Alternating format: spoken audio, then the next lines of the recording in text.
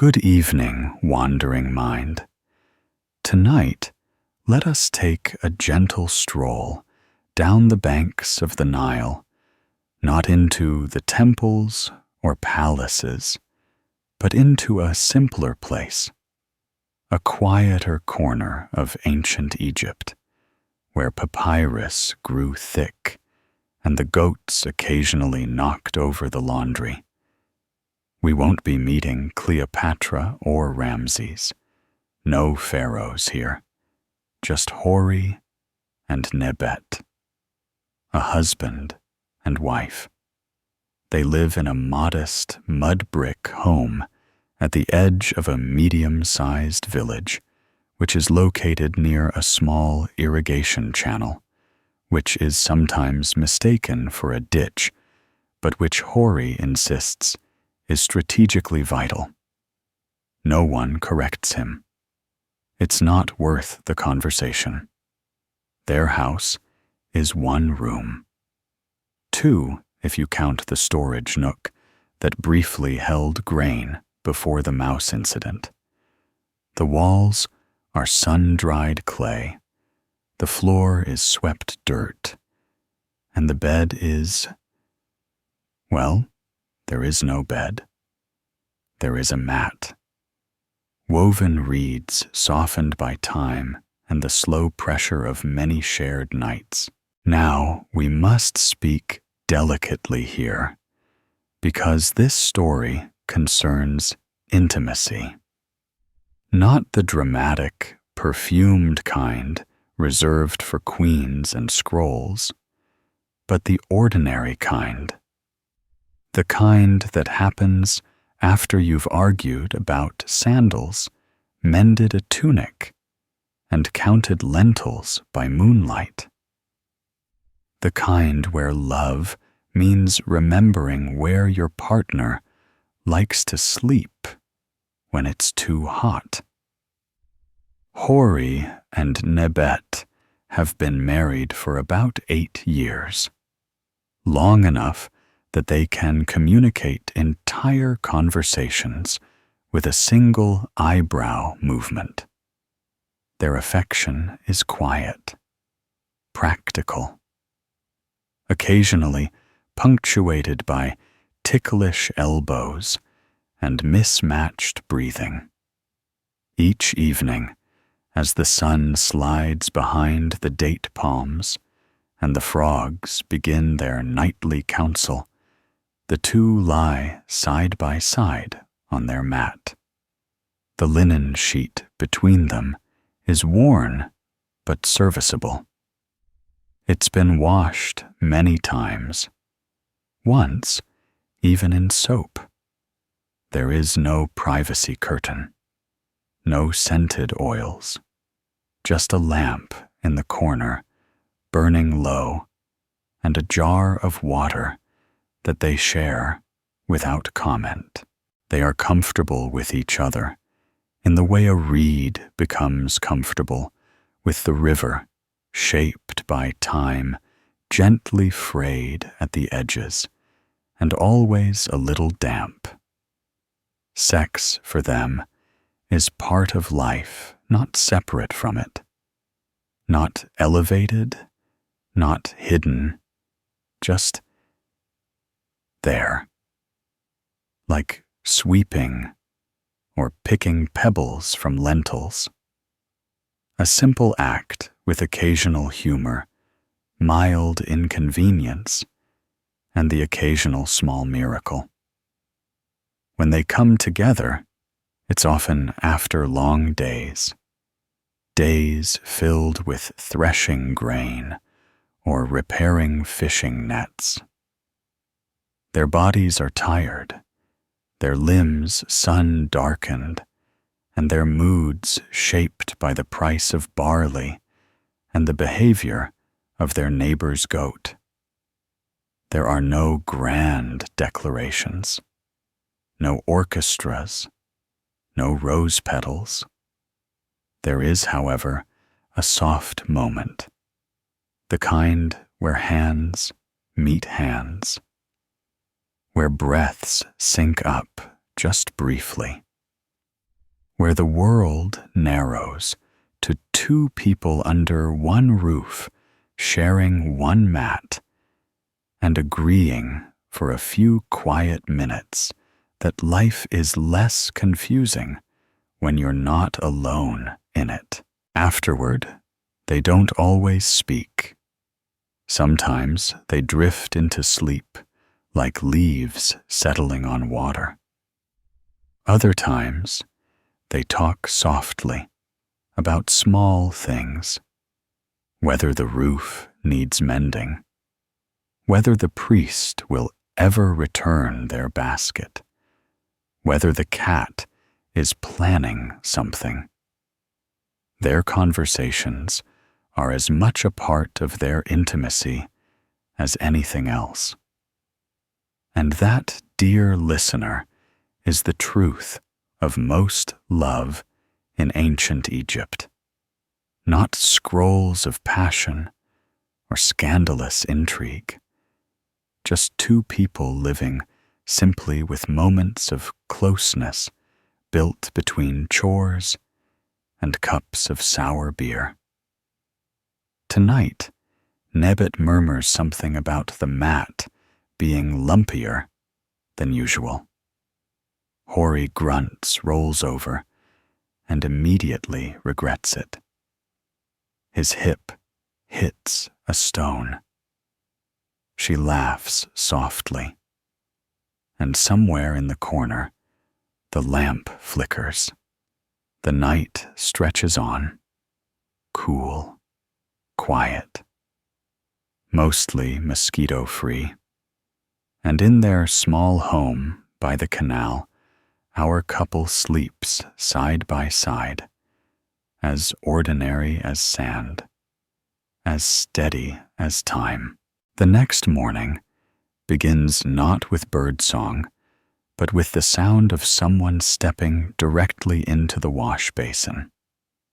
There's a sharp splash, a startled curse, and then silence, followed by the unmistakable sloshing of water retreating into woven sandals.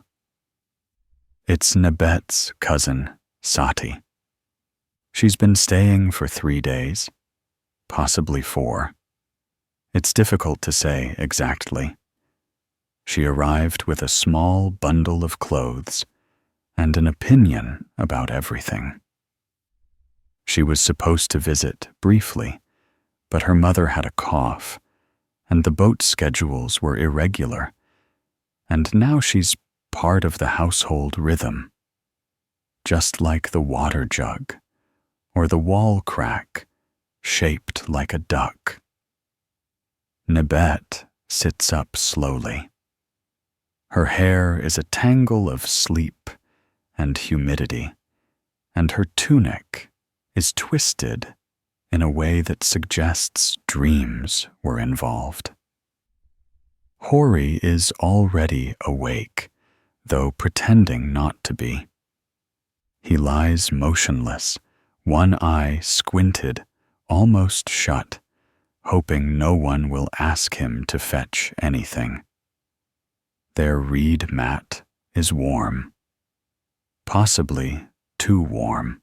At some point during the night, the linen sheet became a twisted spiral near Hori's knee, and neither of them has had the heart or the energy to fix it. The lamp in the corner has long gone out. The morning light drips in through the shutter gap like honey spilled slowly across the floor. "Did you sleep?" Nebet asks, rubbing one eye. Eventually, Hori replies, after the goat stopped coughing. "Not our goat," she says automatically. "No," he agrees. "Worse. A neighbor's goat. No accountability." They sit there quietly for a moment, not quite ready to begin the day, but aware that it has already begun without them. Across the room, Sati has resumed her morning ritual, which involves sighing loudly while combing her hair with a stick she insists is sacred. The moment for intimacy is over, has been for hours now. In fact, it ended somewhere between Hori's third snore and Sati's first sneeze. That's the thing about sharing a house with extended family. Privacy is more of a theory than a practice, but it wasn't always like this. In their first year of marriage, Nebet and Hori lived alone. Just the two of them, a jug of wine that was always running out, and a shared enthusiasm for discovering how many different ways one could arrange a mat and still call it a bed. There was laughter, awkwardness, several poorly timed visits from the neighbor's cat. But there was also freedom, the kind that allows for late-night whispering and daytime naps that turn into other things.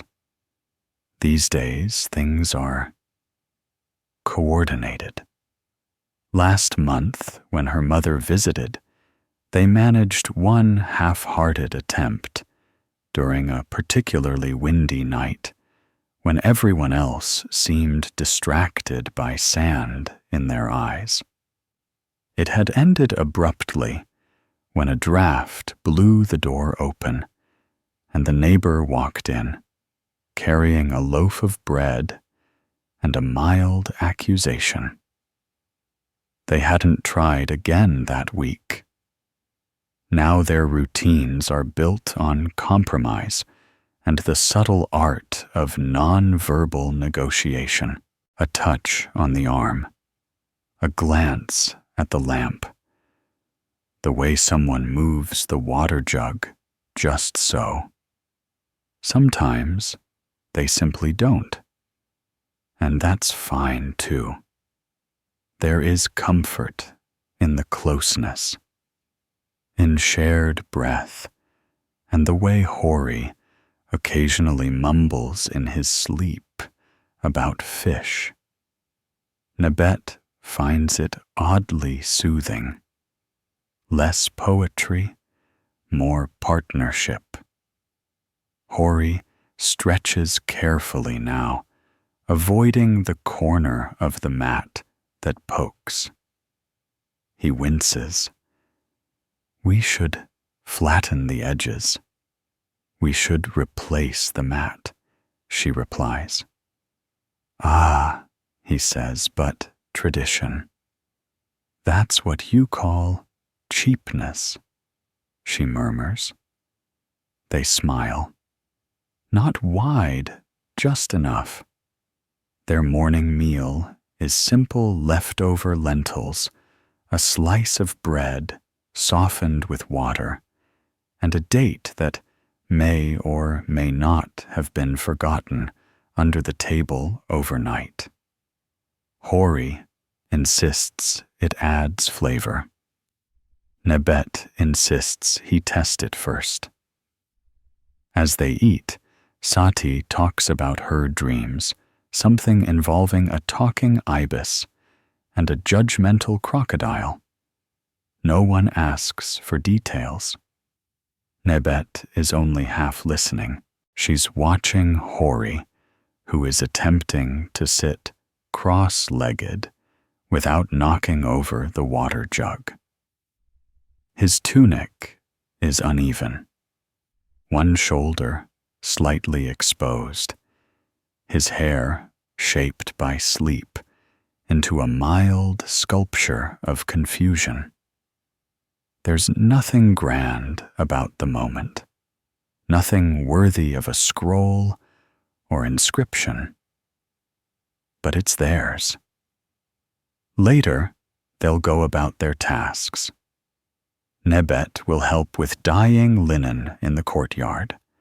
Hori will fetch grain, or fix the loose shutter that claps in the wind.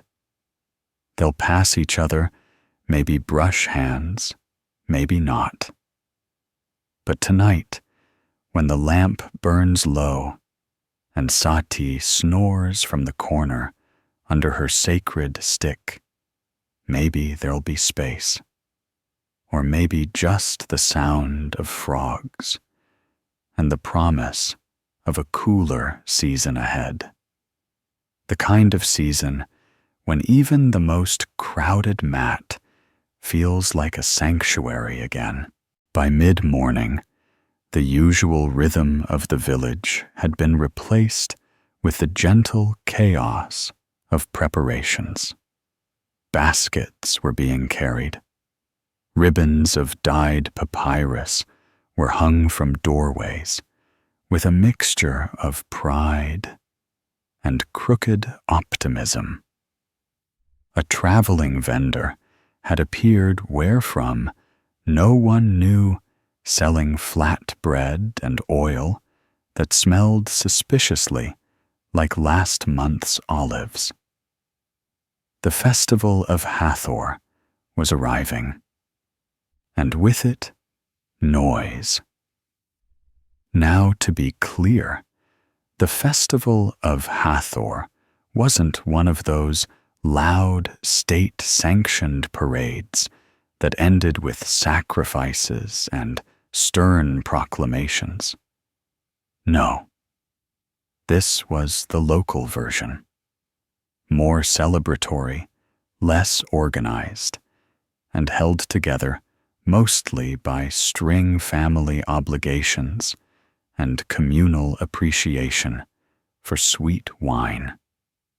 For Nebet and Hori, the festival came with a long list of inconveniences and a very short list of private spaces. Sati, of course, was thrilled. She had changed into her brighter tunic, striped with a bold hemline, and was already asking if she could borrow Nebet's bronze bracelet, the one that had been passed down from her grandmother, and had a slight dent shaped like a cat's paw. Nebet was nodding absently while trying to fold laundry before the goat got to it. Hori, meanwhile, had been pulled outside by his uncle to help assemble a ceremonial platform out of leftover fishing crates. It was a structure both majestic and deeply unstable. By midday, the whole street smelled of roasted onions, beeswax, and that one incense no one liked, but everyone used because it kept flies away. There were drums. Children ran in packs, chasing each other with bits of palm frond and high-pitched threats. Someone's donkey had wandered too close to the date cakes and now stood with frosting on its nose, entirely unrepentant. Nebet tried to find a quiet moment. Just one. But every corner of the house was filled with movement. Sati was helping herself to Hori's best sandals, just to see how they fit. The neighbors were using their storage nook to hold borrowed cushions. And their mat, had become a resting spot for festival guests, most of whom assumed it was a seating area. By late afternoon, Hori returned from the platform project covered in dust, mild injuries, and pride. He collapsed onto the bench near the window, which had been recently repaired with leftover papyrus and a single strand of dyed rope. Nebet handed him a cup of water. "I stepped on a beetle," he said dramatically.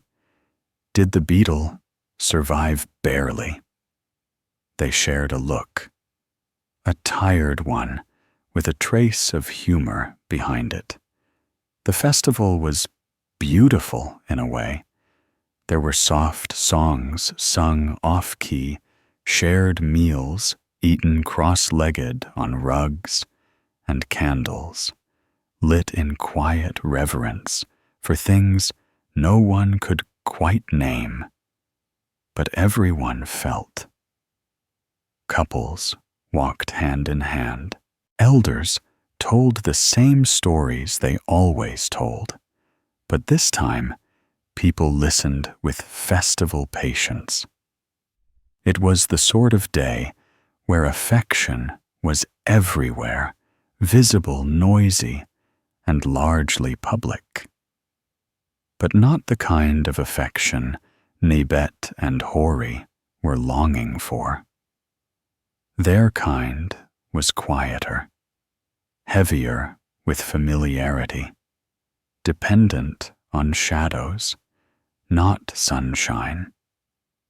That night, after the festival reached its sleepy middle, and people began to drift home.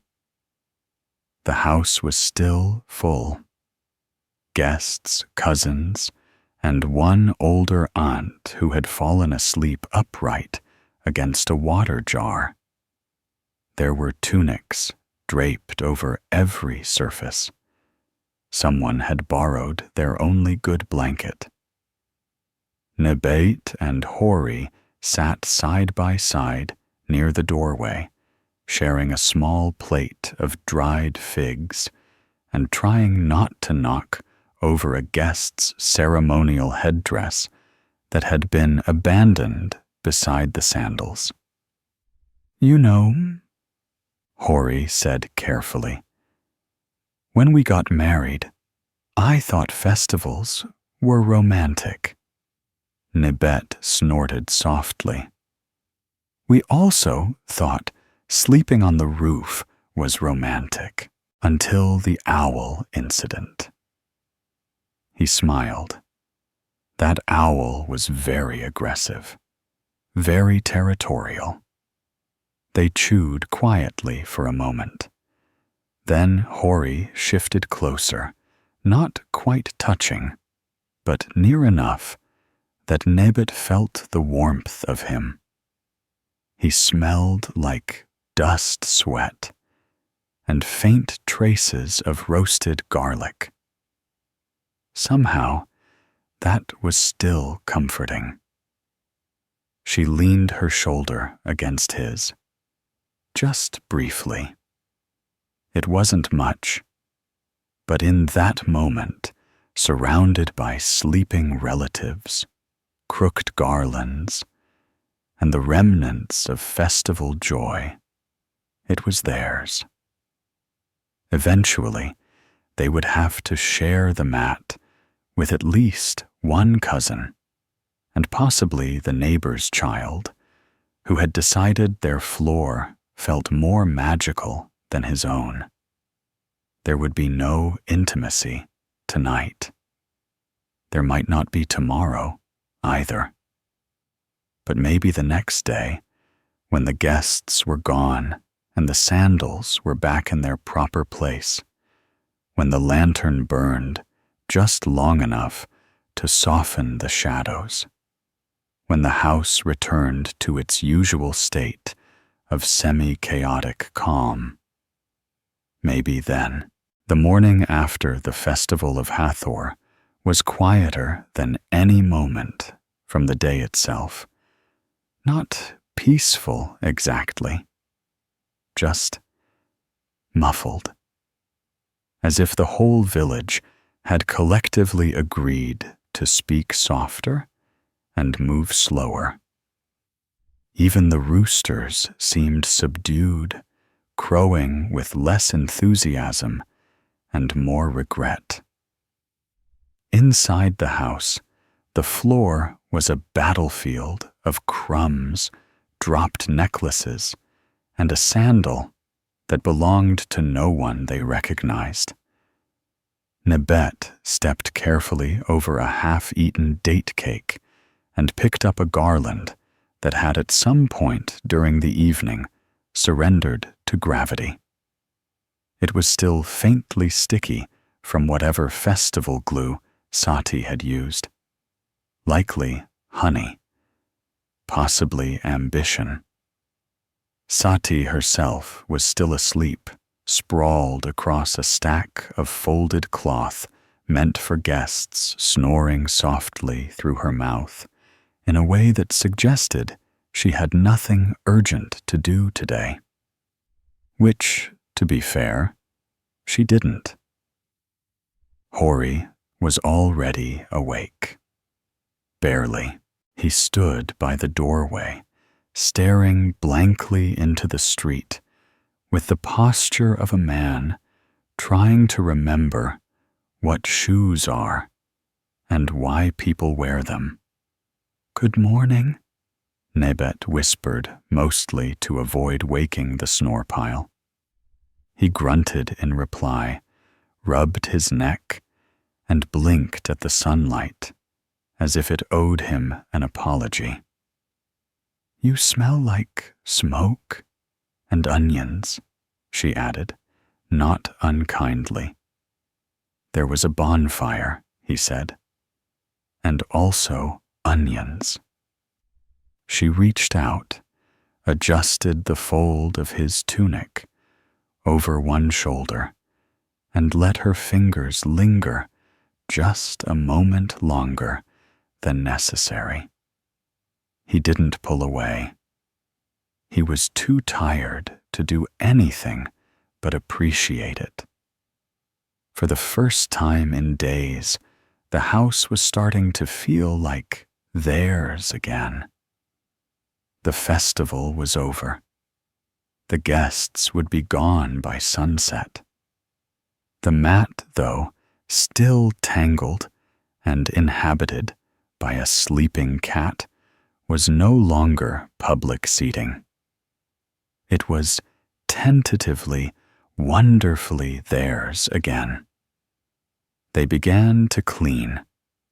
It was not glamorous. Nebet swept crumbs into a pile with a straw brush that had seen better years. Hori collected bowls, jugs, and mysterious bits of pottery that might have once been part of a single object. A bracelet turned up in the firewood stack. 2 earrings, mismatched, were discovered beneath the reed basket. At one point, Nebet found Hori staring at a clay cup with a look of quiet horror. "Is it cursed?" she asked. "It had soup," he replied, "and something else, possibly moving." They agreed to bury it. By midday, the house was clearer, the air lighter. The walls no longer echoed with the festival's constant movement. Sati had finally stirred, declared the light too aggressive, and wandered off in search of tamarind. She left behind a scarf, 1 sandal, and a faint smell of perfume. For the first time in nearly a week, Nebet and Hori were alone. Not almost alone. Not semi-alone, fully, properly alone. The realization settled over them slowly, like the heat of the day, like the quiet lapping of the Nile behind the trees. Nebet sat down on the mat, cross-legged, fingers tracing the woven edges where they had begun to fray. She remembered the first time they'd chosen this mat, standing in the market, arguing about pattern versus price, while the merchant tried to sell them something embroidered with fish. Hori joined her, sitting close enough to feel his warmth again. They didn't speak. They didn't need to. For a long moment, they just sat there. The room around them humming softly with its usual sounds, the creak of clay, the distant shuffle of neighbors, the lazy buzz of something with too many legs flying near the window. Then Hori reached out. His hand brushed hers. Nothing urgent, nothing planned, just connection, familiar, steady, deep in its own unspoken way. Nebet turned to him, eyes half-lidded from the heat, the work, the week of sharing their space with too many sandals. She leaned forward. So did he. Their foreheads touched gently. Then, just then, a creak at the door. The moment stretched, balanced, and teetered. It was the neighbor. Of course it was. She poked her head in, holding a bowl. "Would you like some leftover lentils?" she asked, oblivious to the emotional choreography she had just shattered. Hori blinked. Nebet smiled politely. "Later, perhaps." The neighbor nodded, as if she had just performed a sacred act, and withdrew. Silence again.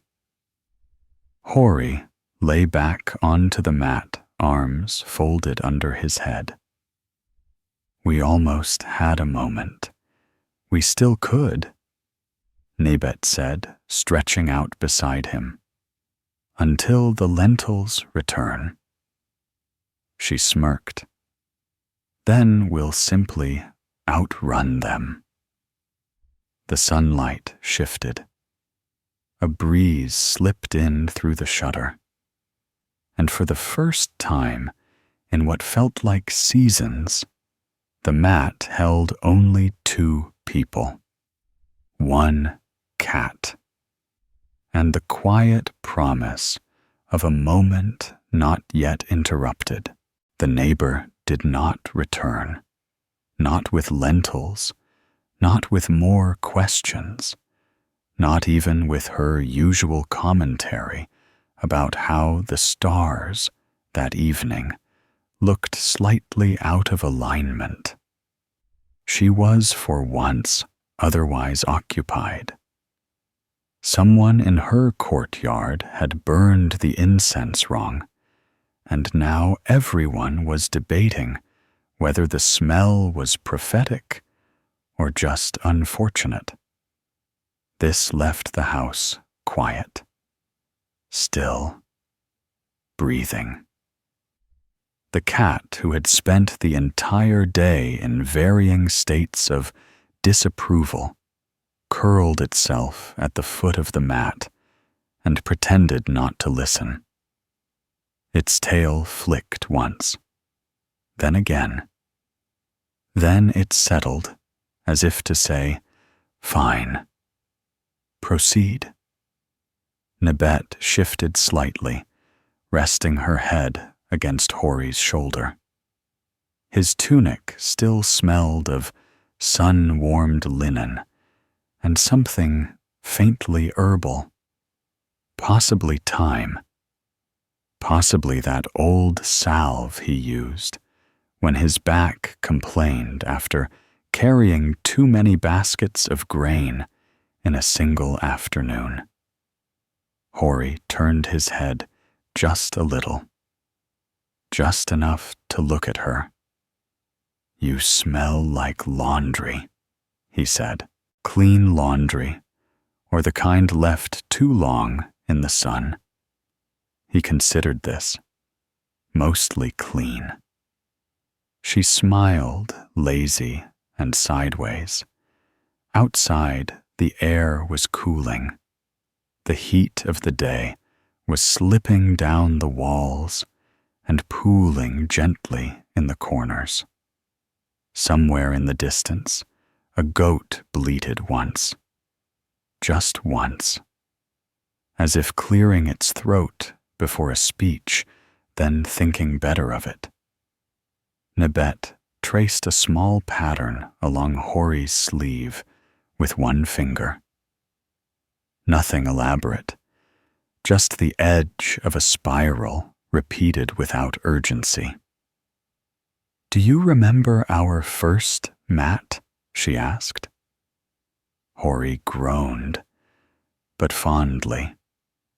The one that kept unraveling. She nodded, and made that crinkling noise, like papyrus pretending to be fabric, he said. Very romantic. "I miss it," she said. "No, you don't. I miss the part where we didn't have to share it with visiting relatives, wandering neighbors, or that one time with the apprentice scribe who thought our house was the inn." "Ah," Hori said. "Yes, that was an ambitious misunderstanding." They both laughed quietly, careful not to disturb the cat.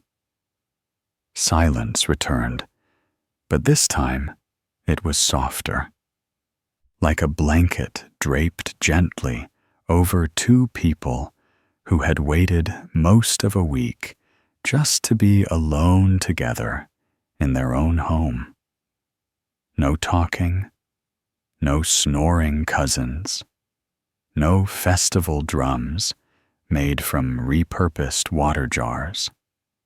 Just the two of them, breathing in sync again. Not perfectly, but close enough. Nebet leaned closer. Her forehead rested against his. Their noses bumped once. Then again. They adjusted without comment. They had learned the geometry of each other years ago. Which angles worked, which didn't. Which touches felt like invitations, and which felt like apologies. The mat was a familiar stage, its creases and frays part of the rhythm. The lamp in the corner flickered as if on cue. "I lit the good oil," Hori murmured. "The one with cedar in it." Wasteful Nebet replied, eyes closed. "But intentional," he said. And it was. For once they weren't waiting for a festival to pass, or a cousin to leave, or a neighbor to take the hint. The moment wasn't a gift from chance. It was built. Gently. Over the course of a day, filled with lentil bowls sweeping, and the slow act of returning to normal. Nebet ran a hand down his chest, resting it there, not moving. They breathed. In, out. He kissed her forehead first, the way he always did when testing the atmosphere. No pressure, no agenda, just the suggestion of closeness. She kissed him back, his cheek, then his neck. Outside, another goat made a brief announcement, this time followed by the unmistakable crash of pottery. Neither of them moved. "It's not our goat," Hori said. No, Nebet agreed.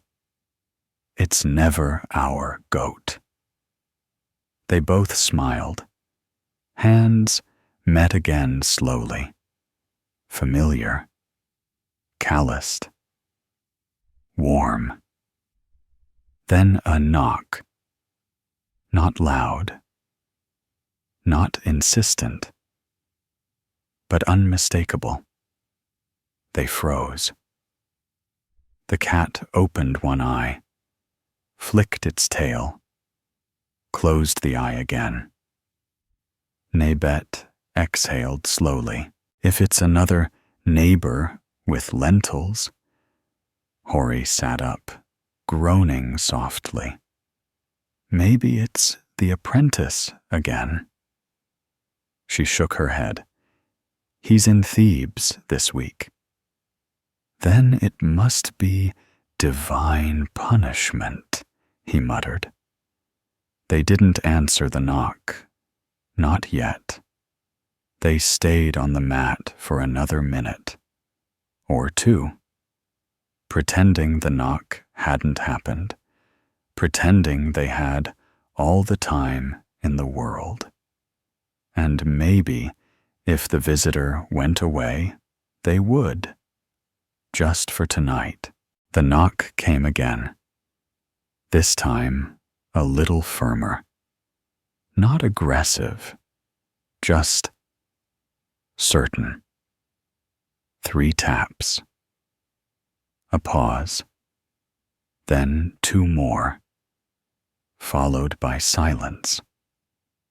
Nebet and Hori stared at the door, like it had betrayed them. Hori sighed. It was the sort of sigh that carried 8 years of marriage, 7 days of postponed privacy, and the exact weight of 1.5 near romantic evenings. I'll get it, he said, already regretting everything. Maybe if we stay still, they'll go away. Nebet whispered, not moving. The knock came again. A single patient thump. Too late, he murmured, pulling himself upright. The floor creaked as he padded over to the door. Barefoot tunic, still slightly rumpled from his time on the mat. He opened it slowly, carefully, as if hoping whoever was on the other side might have changed their mind mid-knock and disappeared into the shadows. No such luck.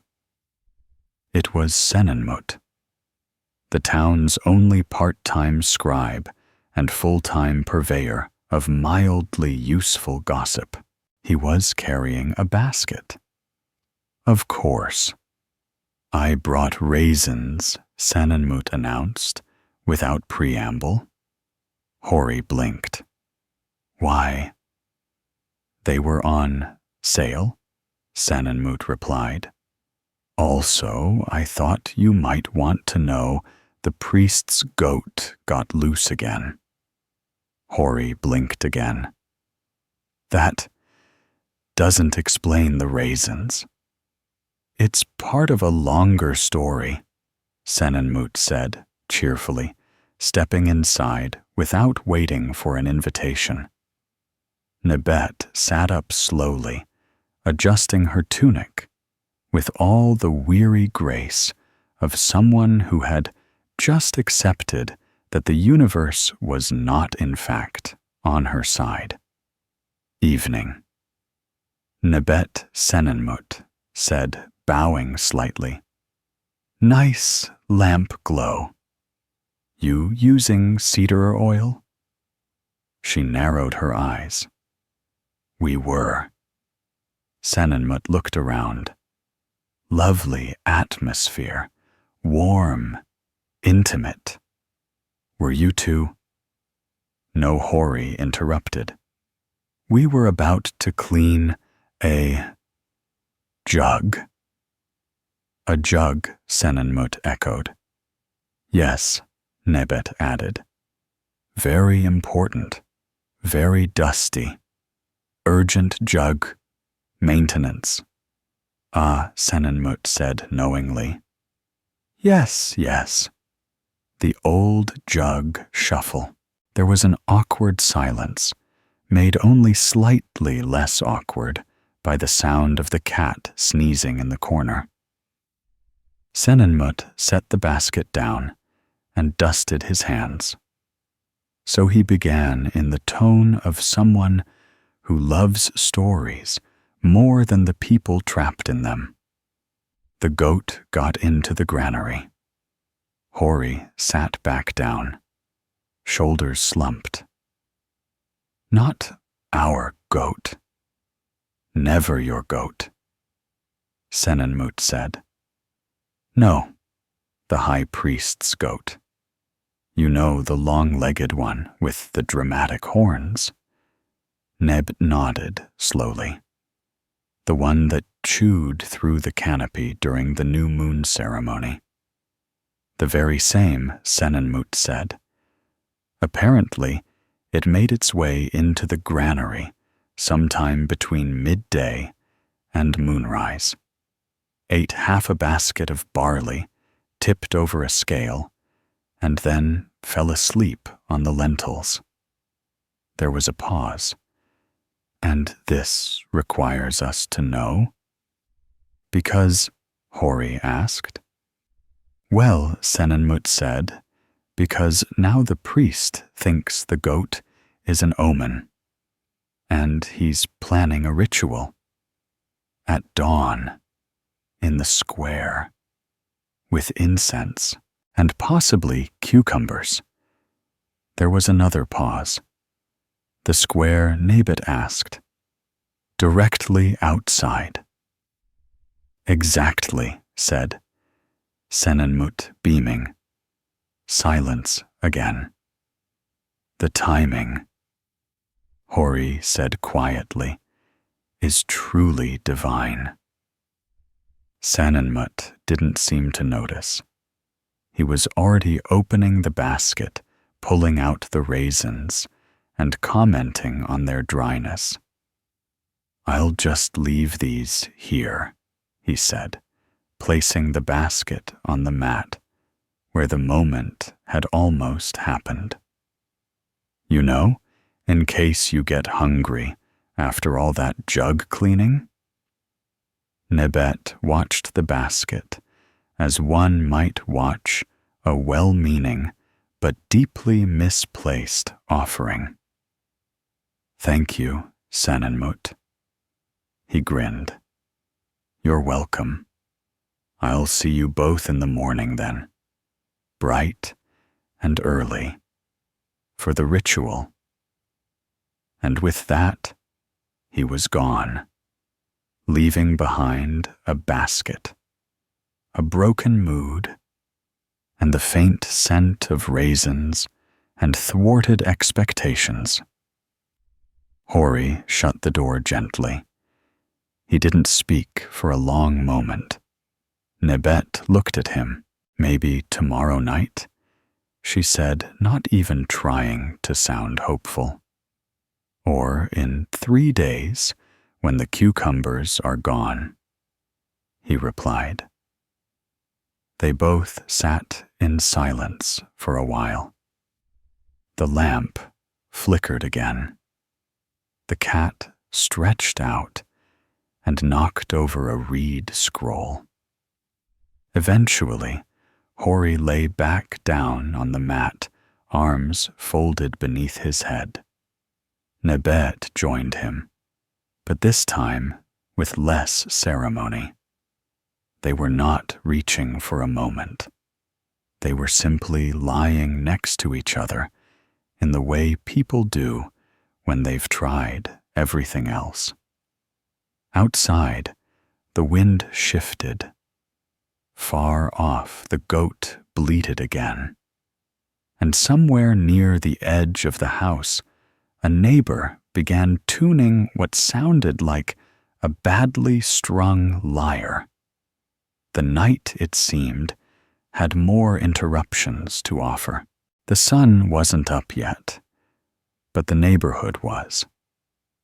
Not bustling exactly, more politely agitated, like a gathering of people who had been told something important was about to happen, and were now trying to pretend it was worth waking up for. Nebet rubbed sleep from her eyes, squinting at the half-light seeping through the shutters. She could already hear murmurs, soft voices, clinking bowls, and what might have been the first flute notes of the day. Somewhere, someone had lit incense. Poorly. Hori groaned from beside her on the mat. Please tell me I'm dreaming. You're not, Nebet replied, sitting up. Senenmut was right. They're actually doing it. The goat ceremony. She nodded. With cucumbers. Hori covered his face with a hand. It's too early for sacred vegetables. There was a knock on the door, this time softer, but no less deliberate. Hori opened it halfway and peered out with the weariness of a man who no longer believed in good timing. It was, of course, Senenmut. Come to the square, he said brightly. It's starting. Nebet appeared over Hori's shoulder, hair in a loose braid she hadn't intended to sleep on. Is the goat involved? Oh yes, Senenmut replied. He's the centerpiece. They've put a ribbon around his neck and everything. I'm not dressed for a goat ritual, Nebet said. No one is, Senenmut assured her. Despite themselves, and perhaps because resistance was futile, they joined the slow procession of neighbors toward the square. The air was cool, which was something. And there was that soft, early morning hush that sometimes almost felt sacred, even when the day's plans involved livestock and misplaced spirituality. The square had been transformed in the night. Someone had swept. Someone else had set up an altar of sorts, a raised platform made of grain crates, and flanked by garlands of crushed reeds and two remarkably wilted cucumber bundles. A small brazier smoked fitfully in one corner, struggling to ignite under damp kindling and divine purpose. The goat stood in the center, looking more bored than blessed. It wore a red ribbon. It chewed on a corner of the garland. A young priest, barely 20, with more eyeliner than authority, stepped onto the platform and raised both hands. The murmurs fell silent. Nebet leaned in toward Hori. Do you think this counts as a formal ceremony? If the goat sneezes, I think it's legally binding, he replied. The priest began to speak. Something about fertility, grain, balance, the mysteries of timing and digestive cycles. It was, in theory, very poetic. In practice, it was punctuated by the goat relieving itself near the incense burner. No one reacted. They had all lived here long enough to accept that reverence was a flexible concept. Senenmut stood nearby, nodding thoughtfully, as the priest described the sacred symbolism of cucumbers firm yet perishable, fertile yet full of seeds, which sounded vaguely accusatory to Nebet. "They're really stretching it," she whispered. "Symbolism is like that," Hori said, "especially when livestock is involved." The priest finished with a flourish, both arms raised eyes toward the rising sun, voice carrying just enough to wake the bird in the fig tree. Then the crowd applauded, softly, politely. The goat sat down. The ribbon slipped over one ear. It was all things considered a perfectly average, sacred moment. Back at home, Nebet placed the leftover raisins in a clay jar near the cooking alcove. Hori removed his sandals with a grunt and collapsed onto the bench by the door. "Well," he said, "that was something."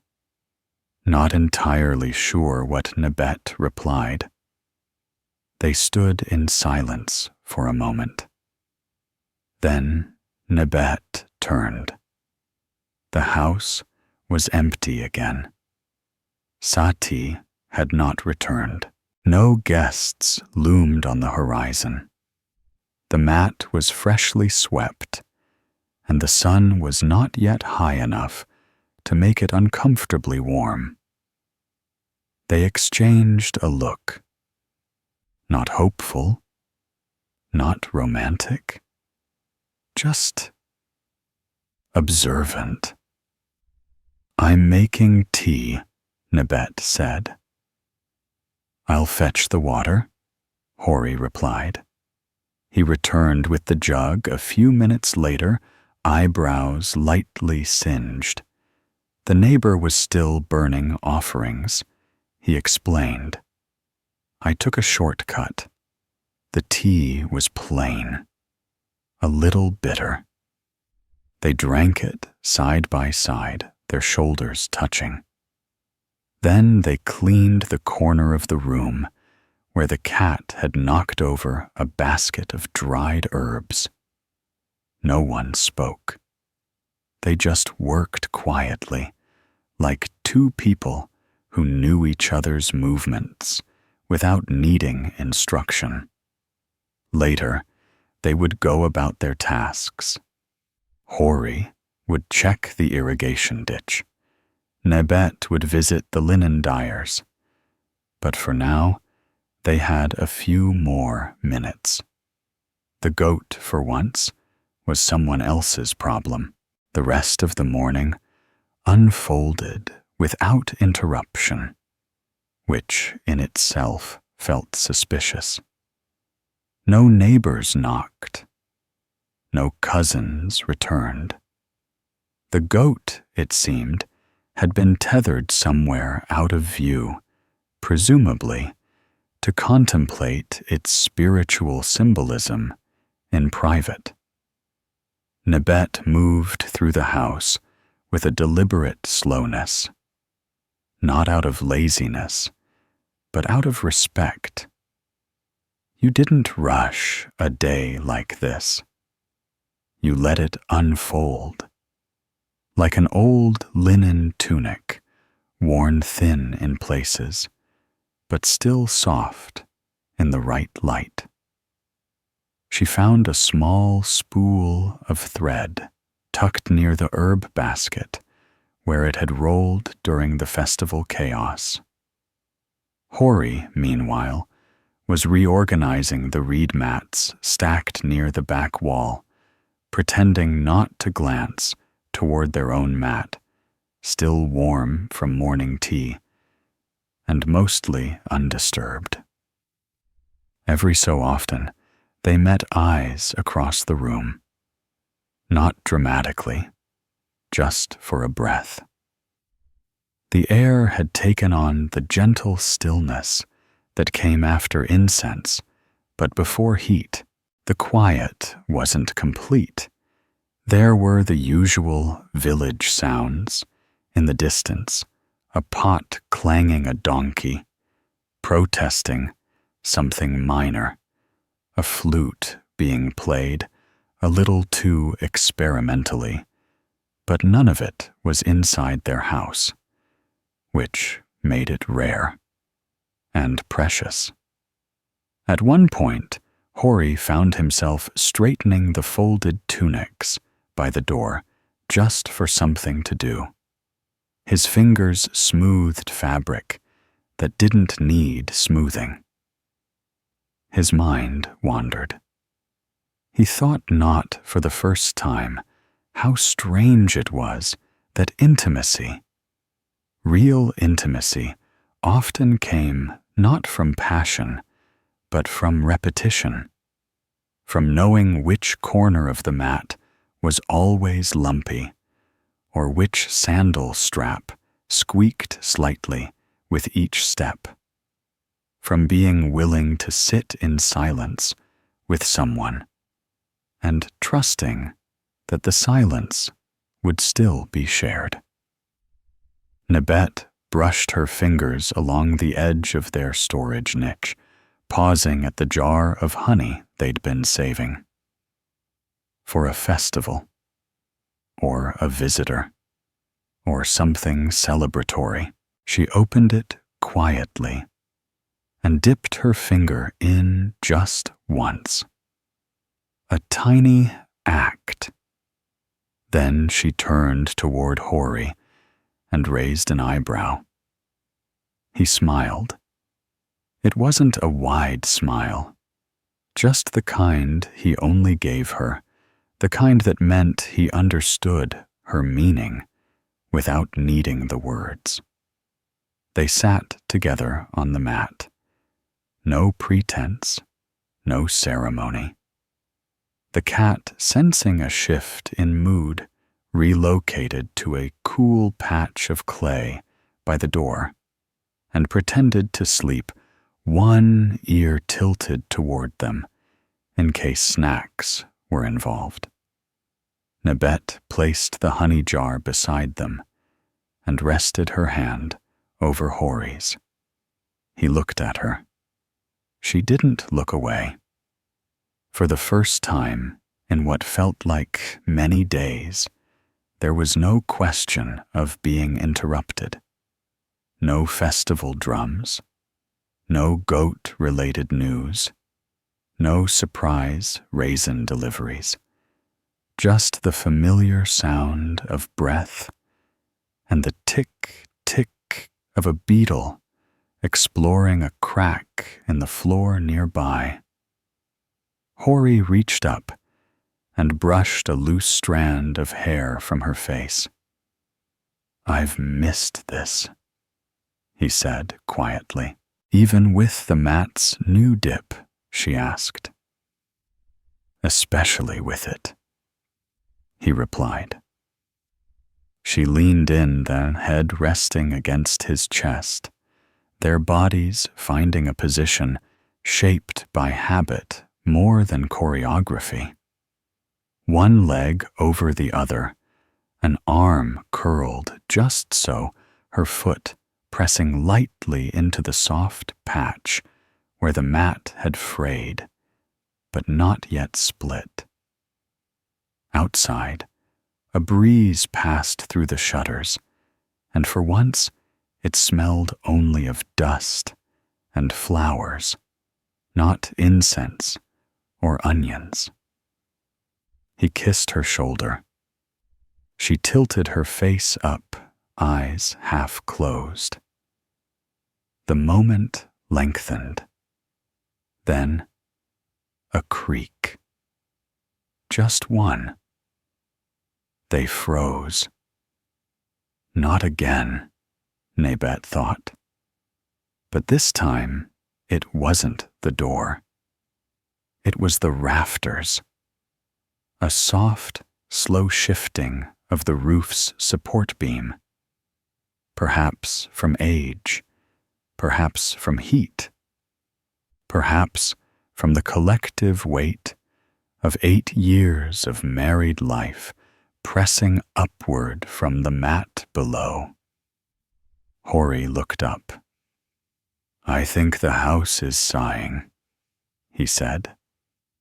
Nebet smiled into his collarbone. "It's not the only one." They lay there for a while, not quite moving, not quite speaking. The mat, though imperfect, was theirs. The house, though not large, was finally empty. And the moment, though far from grand, was full. Later, there would be errands. Someone would borrow a tool. Someone else would ask about lentils. But not yet. For now, they stayed. And the house, bless it, did not creak again. By mid-morning, the sun had begun its usual campaign against the roof. It didn't roar. It pressed. Slow, insistent, the way a sleepy cat claims more space than it needs. Inside, the temperature rose by degrees, never dramatic, but steadily persuasive. Nebet was the first to move, not because the moment had ended, but because life, even in its gentlest forms, insists on participation. She stood, stretched, and made the small oof sound she made every time she'd stayed, still longer than her knees appreciated. Hori followed slower still, somewhat folded by sleep and contentment. The honey jar sat on the mat between them, half emptied. She picked it up and brought it back to the cool alcove near the food jugs. As she set it down, her hand brushed the lid of the lentil pot. It was warm just faintly. The sunbeam had found it again. She smiled. Everything was in its place. Almost. Hori was by the door now, squinting toward the neighbor's fence. "The goat," he said, "has returned." Nebet joined him at the threshold, shielding her eyes. There it was, the red-ribboned prophet of barley and chaos, chewing contentedly on a basket that had once held ceremonial leaves and now held the idea of ceremonial leaves. "Do we warn the priest?" Hori asked. "No," Nebet said firmly. "Today is not a day for goats." They returned inside. That should have been the end of it, but of course it wasn't, because the rake was missing. The reed rake, specifically, which Hori used for smoothing the irrigation channel, and which Nebet sometimes used to prod a curtain that refused to stay tied back. It wasn't a particularly elegant tool. Its handle was splintered. It had a slight bend from the time Hori tripped over a beetle mound and declared war on all insects larger than a fingernail. But it was theirs. And it was gone. "You loaned it to Senenmut," Nebet said. "Did I?" Hori asked, trying to sound surprised. "You did," she replied, pointing at the small scrap of papyrus pinned to the wall. He wrote it down. "Rake Thursday, for fish-related soil aeration," Hori said, rubbing his chin. "That sounds vaguely familiar." "I'll go," Nebet said, already gathering her scarf. You don't have to, Hori offered half-heartedly. You'll talk to him for an hour and come back with raisins, she replied. He didn't argue. Nebet stepped outside into the heat with a small clay jug in one hand, just in case the trip also involved water and the calm determination of a woman who had accepted that half of marriage was retrieving borrowed things. Senenmut lived 3 doors down. His courtyard smelled faintly of fish and ink. No one knew why. It just did. He wasn't home, of course, but his apprentice was. A girl of 12 with sharp eyes and a soft voice who handed Nebet the rake without asking questions. It was cleaner than expected, and unexpectedly adorned with a ribbon. He said it deserved an upgrade, the apprentice explained.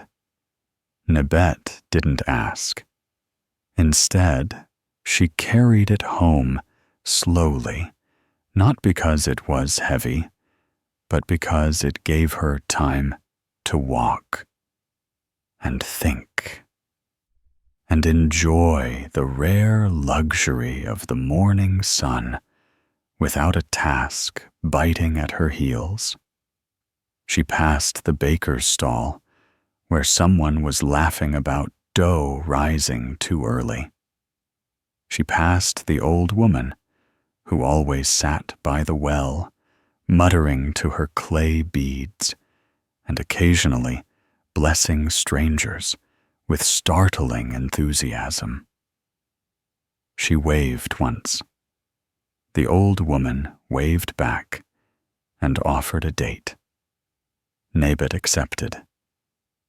When she returned, Hori had tidied the mat and folded the corner blanket that neither of them ever used properly. Victory, he asked. And a date, she said, offering it. They split it, as always, even though it was barely large enough to call a bite. Later, they would have to stir the lentils, check the shutters, possibly chase the goat if it got any closer to the fig tree. But not yet. Hori set the rake near the door. It stood like a strange guest, ribbon and all. Nebet leaned against him. We should leave the door open, she said, so people can come in again. No, she replied, so we don't have to get up when they knock. He chuckled. She closed her eyes for a moment. Just one, just enough to listen to the breeze again. It brought the scent of dust and bread, familiar, reassuring, a quiet rhythm. Their mat waited, and the house, warm and lopsided as ever, hummed with the kind of peace that only comes after 8 years of shared errands, interrupted kisses, and the slow daily return to each other.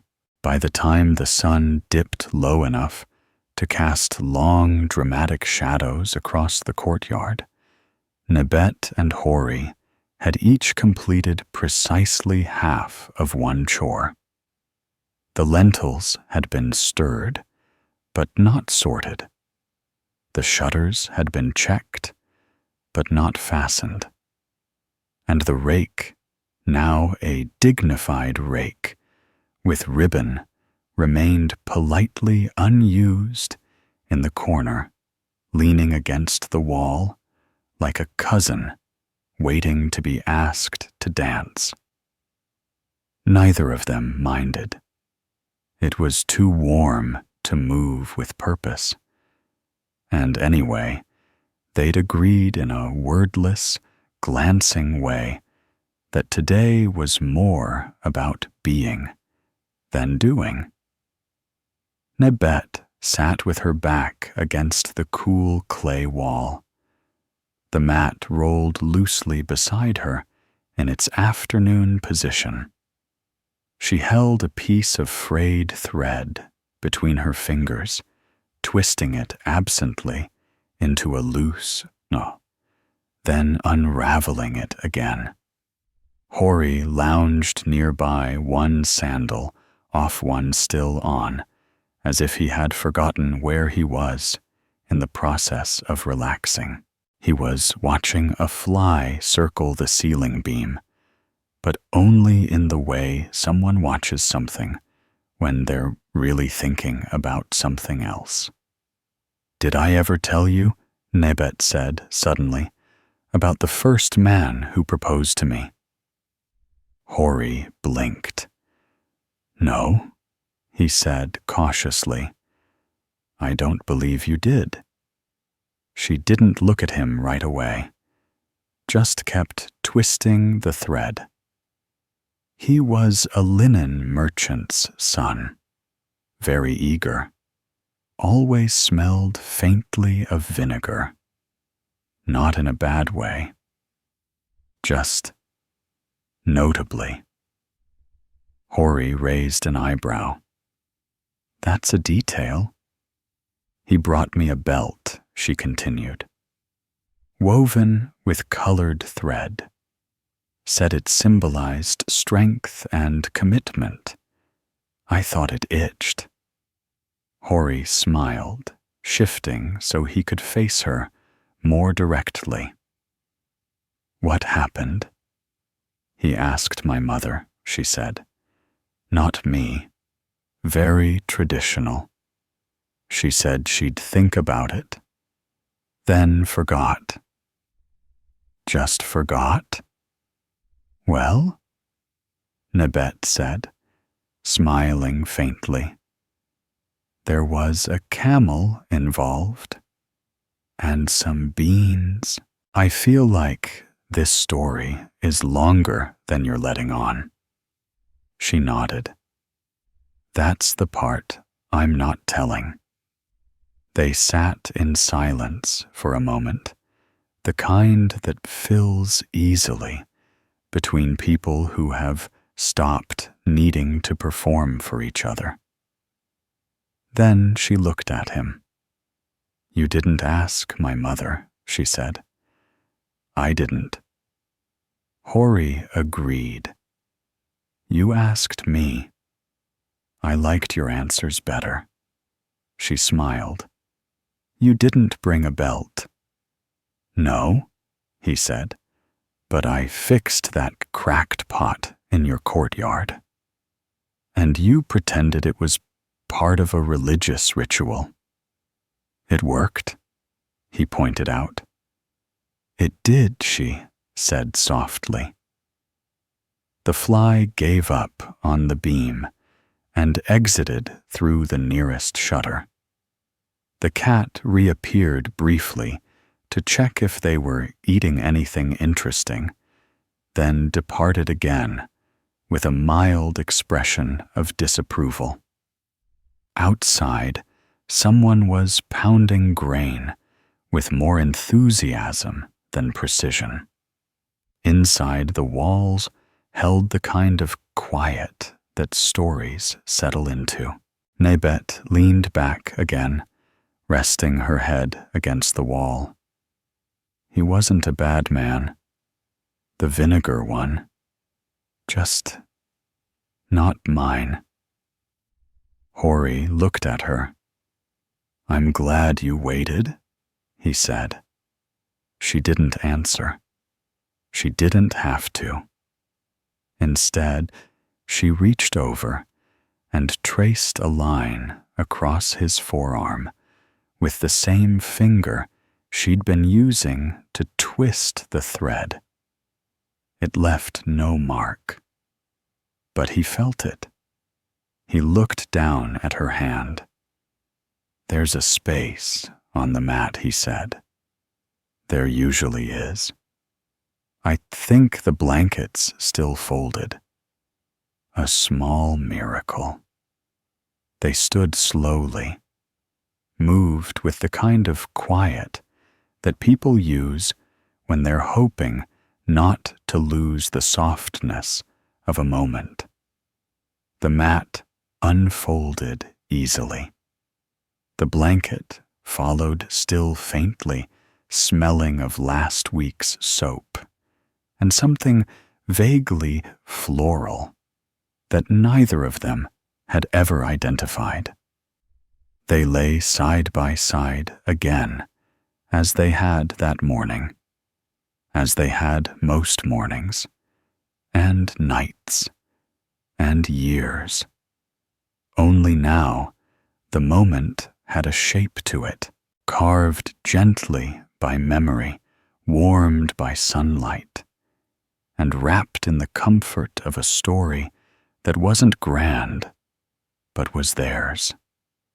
And as the breeze shifted through the open shutter, stirring the ribbon on the rake ever so slightly, the house exhaled again. The mat was warm, not from the sun it had long since slipped down behind the trees, but from the shared presence of two bodies lying side by side in the calm hush of a house that had for most of the day behaved itself. Nebet had closed her eyes, not to sleep exactly, just to listen better. Hori was still, the way people become when they know any movement might disturb something they didn't want to risk losing. The cat, sensing that stillness was the order of the moment, had curled itself near their feet and was breathing in a small, organized way that only cats can manage. Then came the knock. It was a polite knock, not too loud, not rushed, but persistent. 3 knocks. A pause. Then 2 more. Hori opened one eye, then the other. Nebet did not move. "Ignore it," she said. "It could be urgent," Hori whispered. "It's never urgent. Not after sunset." Hori sighed and stood anyway, because in a marriage of many shared principles, taking turns answering inconvenient knocks had become something of a tradition. He padded to the door barefoot, opened it, and blinked. "Meketra," he asked, squinting into the fading light. The man at the door smiled broadly. "In the flesh." Nebet sat up at the sound of the name. Meketra was an old friend, not close, not distant, the sort of person who had once worked on a house beam with Hori and had then, for several seasons, become an intermittent fixture in their lives. He had opinions about pottery, a laugh that arrived early and stayed too long, and a fondness for showing up without warning, but always with something in his hands. This time, it was a basket. "Don't tell me it's raisins," Hori said warily. "Better," Meketra said. "Pickled turnips." There was a pause. Why, Nebet asked from across the room. They were part of a trade, he said, stepping inside like a man who had been expected all along. "And I need a favor." Nebet raised one eyebrow. "These two things are connected." "In my head, yes." He placed the basket gently on the floor, near the mat, then looked around with the kind of appreciative nod reserved for homes that have survived both time and festivals. "You've kept the place charming," he said. "And you've still got the mat." "Is that the same one?" "Mostly," Hori said. "We patched it," Nebet added.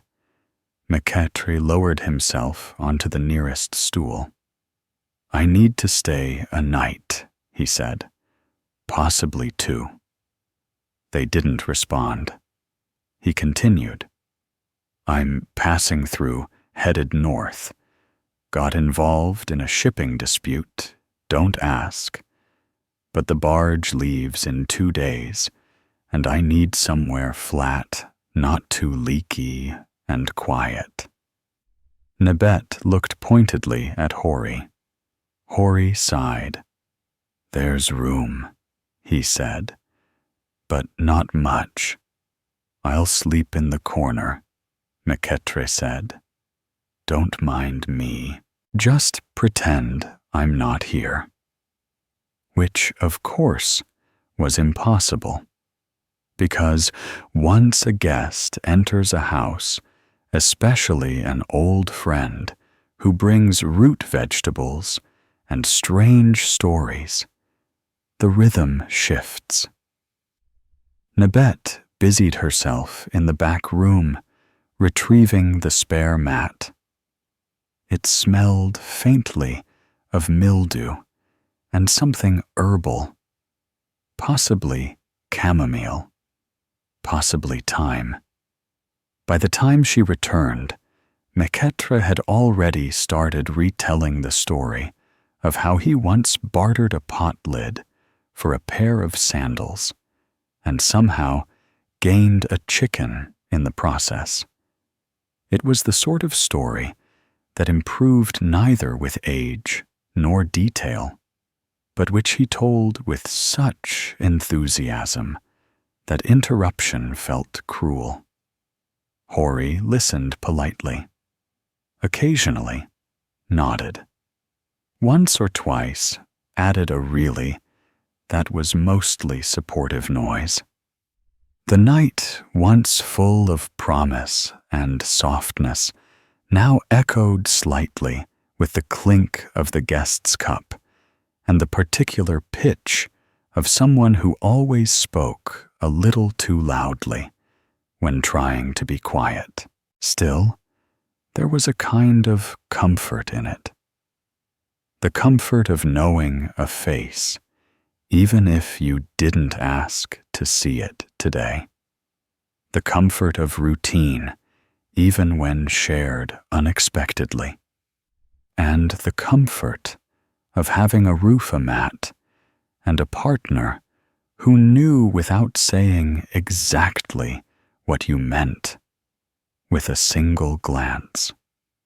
Later, when Meketri had finally settled into his borrowed space, feet protruding slightly from the edge, breathing in the irregular pattern of a man unfamiliar with their house sounds.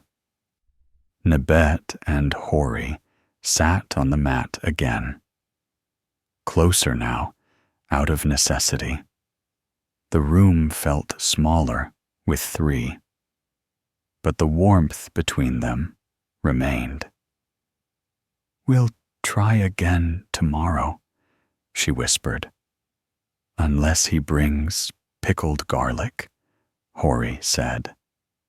Nebet smiled, and the mat, though shared by proximity, still held the space between them like a promise unbroken. Morning arrived with less fanfare than expected, given that the previous night had been punctuated by the sound of Meketro snoring, like someone trying to summon rain with his nose. Nebet lay awake just long enough to remember where she was, who was in the corner of her house, and which tasks she had promised herself she'd do before breakfast. Then she promptly forgot them all in favor of staring at the ceiling. Hori was already awake, seated by the water jar, sipping from a small cup, and pretending that his face didn't look mildly pinched from sleeping slightly to the left of where the mat was most comfortable. Meketre, for his part, was humming. That was the first warning. The second came when he stood up, stretched with theatricality, and immediately began commenting on the state of the household shelves. "These bowls," he said, "are they decorative or functional?" "Both," Nebet muttered, pulling her tunic over her head. "I ask," Meketre continued, "because I accidentally dropped one. But it didn't break. So that's good, right?" Nebet blinked. "You dropped, not the wide one, the little one with the bird painted on it. It landed on a sandal. Hori, from his place by the water, made a small, choking sound. That was my grandmother's spice bowl," Nebet said flatly. Meketre winced. "Ah, right. Sacred sentiment. Possibly some minor ancestral significance." She stared at him. "Let's call it gently scuffed, not damaged," he added, as if renaming the incident would improve it. To his credit, he immediately attempted to make amends by offering to dust the shelves. This, in turn, led to the third warning, rearranging objects he did not understand. It happened quickly. One moment, Meketre was adjusting a woven basket containing small, dried flowers. The next, he was holding a smooth stone pendant shaped like a crescent, tilting it in the morning light. "What's this?" he asked. Nebet's eyes widened. "Don't touch that." "Why, because it's not just decoration." He squinted. "It's not cursed, is it?" "No," she said, "but it belonged to my uncle, who once convinced a priest it could read dreams." Hori, now fully alert, stepped closer. "Please don't wave it around." Meketre, of course, waved it around.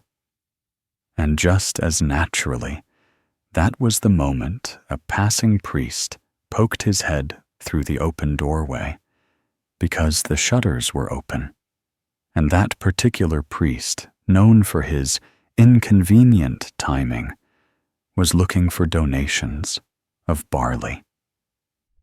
He saw the pendant. He gasped softly. And then things escalated. Within the hour, the priest had returned, with another priest and a scribe. They asked questions about the pendant, its origin, its properties, its aura. Nebet answered carefully. Hori stood beside her, with his arms crossed, and his face in a neutral position he reserved for small ceremonies and extended family dinners. Meketre looked fascinated, as though this might be the best mistake he had made all month.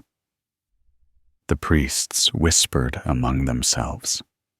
Then, in typical priestly fashion, they offered a theory.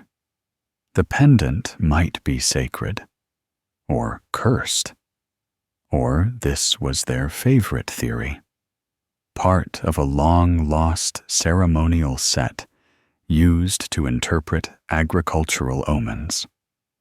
Nebet blinked. It was in a basket. The senior priest nodded gravely. And yet, the spirits do not favor obvious storage. They asked to borrow it. For study. Just a day or two. Nebet and Hori exchanged a glance. One of those long, weary glances that carried within it 8 years of living with strange surprises, forgotten relatives, and the recurring impossibility of a simple, uninterrupted life. "Fine," Nebet said, "but it comes back, with the same crack on the back. Don't polish it." The priests bowed and carried it away on a folded piece of linen, like it was a sun-baked egg. Meketre, meanwhile, sat on the bench eating a dried fig and commenting that it was an oddly educational morning.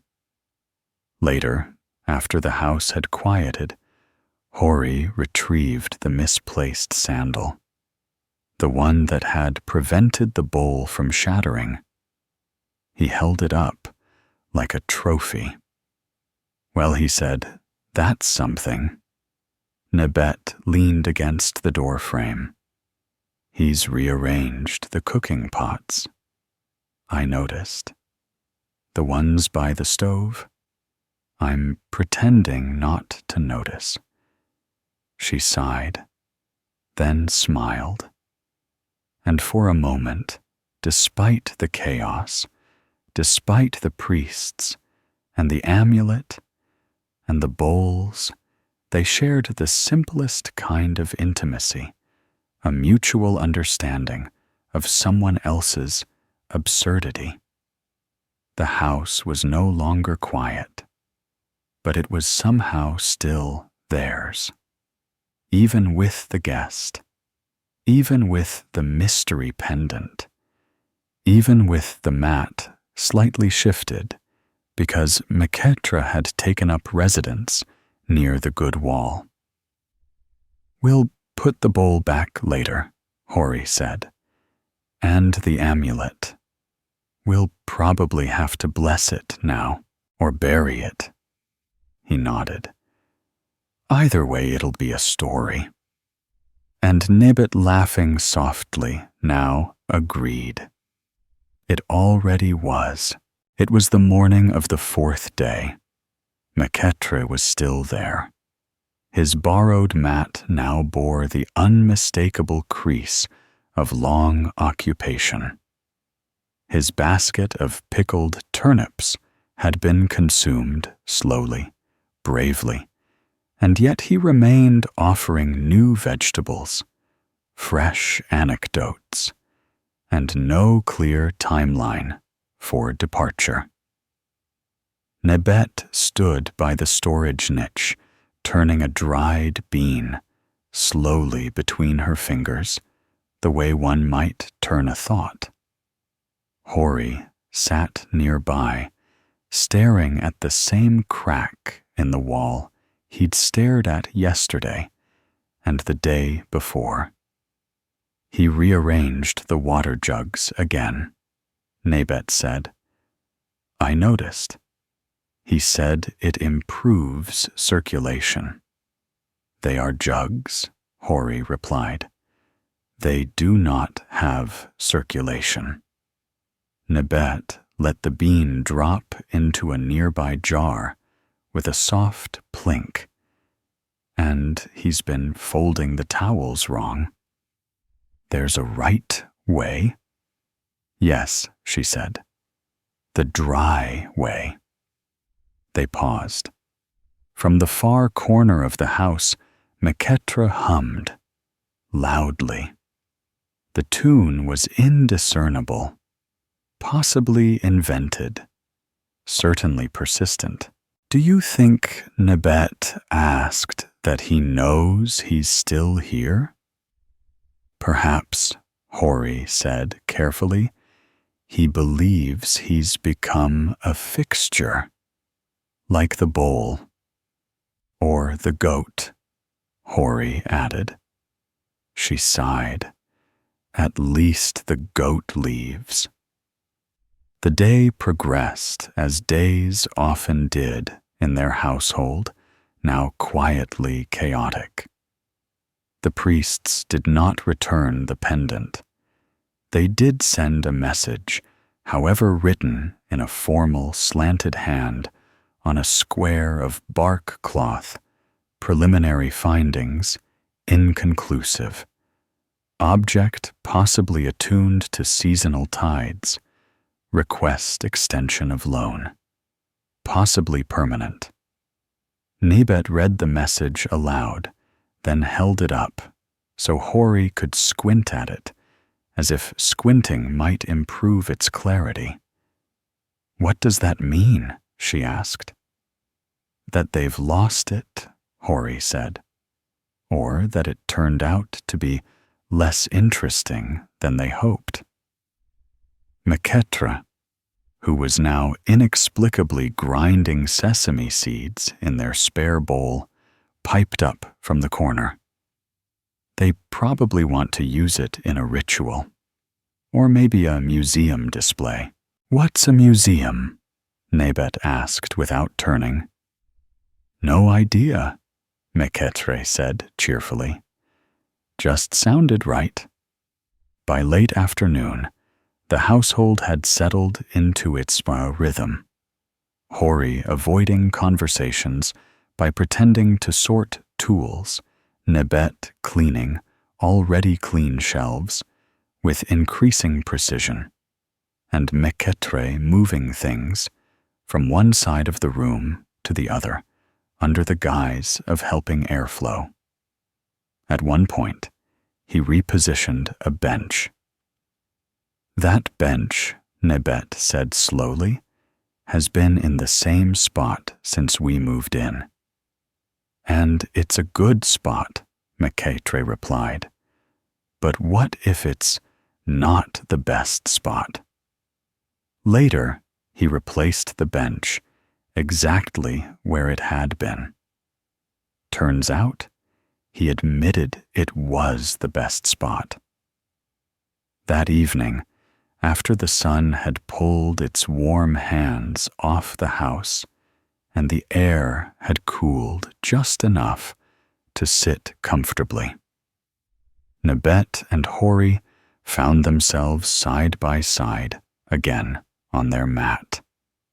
They sat closer than usual, not out of affection, though that was there quietly, but out of necessity. Meketre had spread his sleeping gear in a wider radius now. His dreams, apparently, needed room. Nebet leaned in. We could drop hints, she whispered. Like what? Talk about how restful it is when the house is just ours.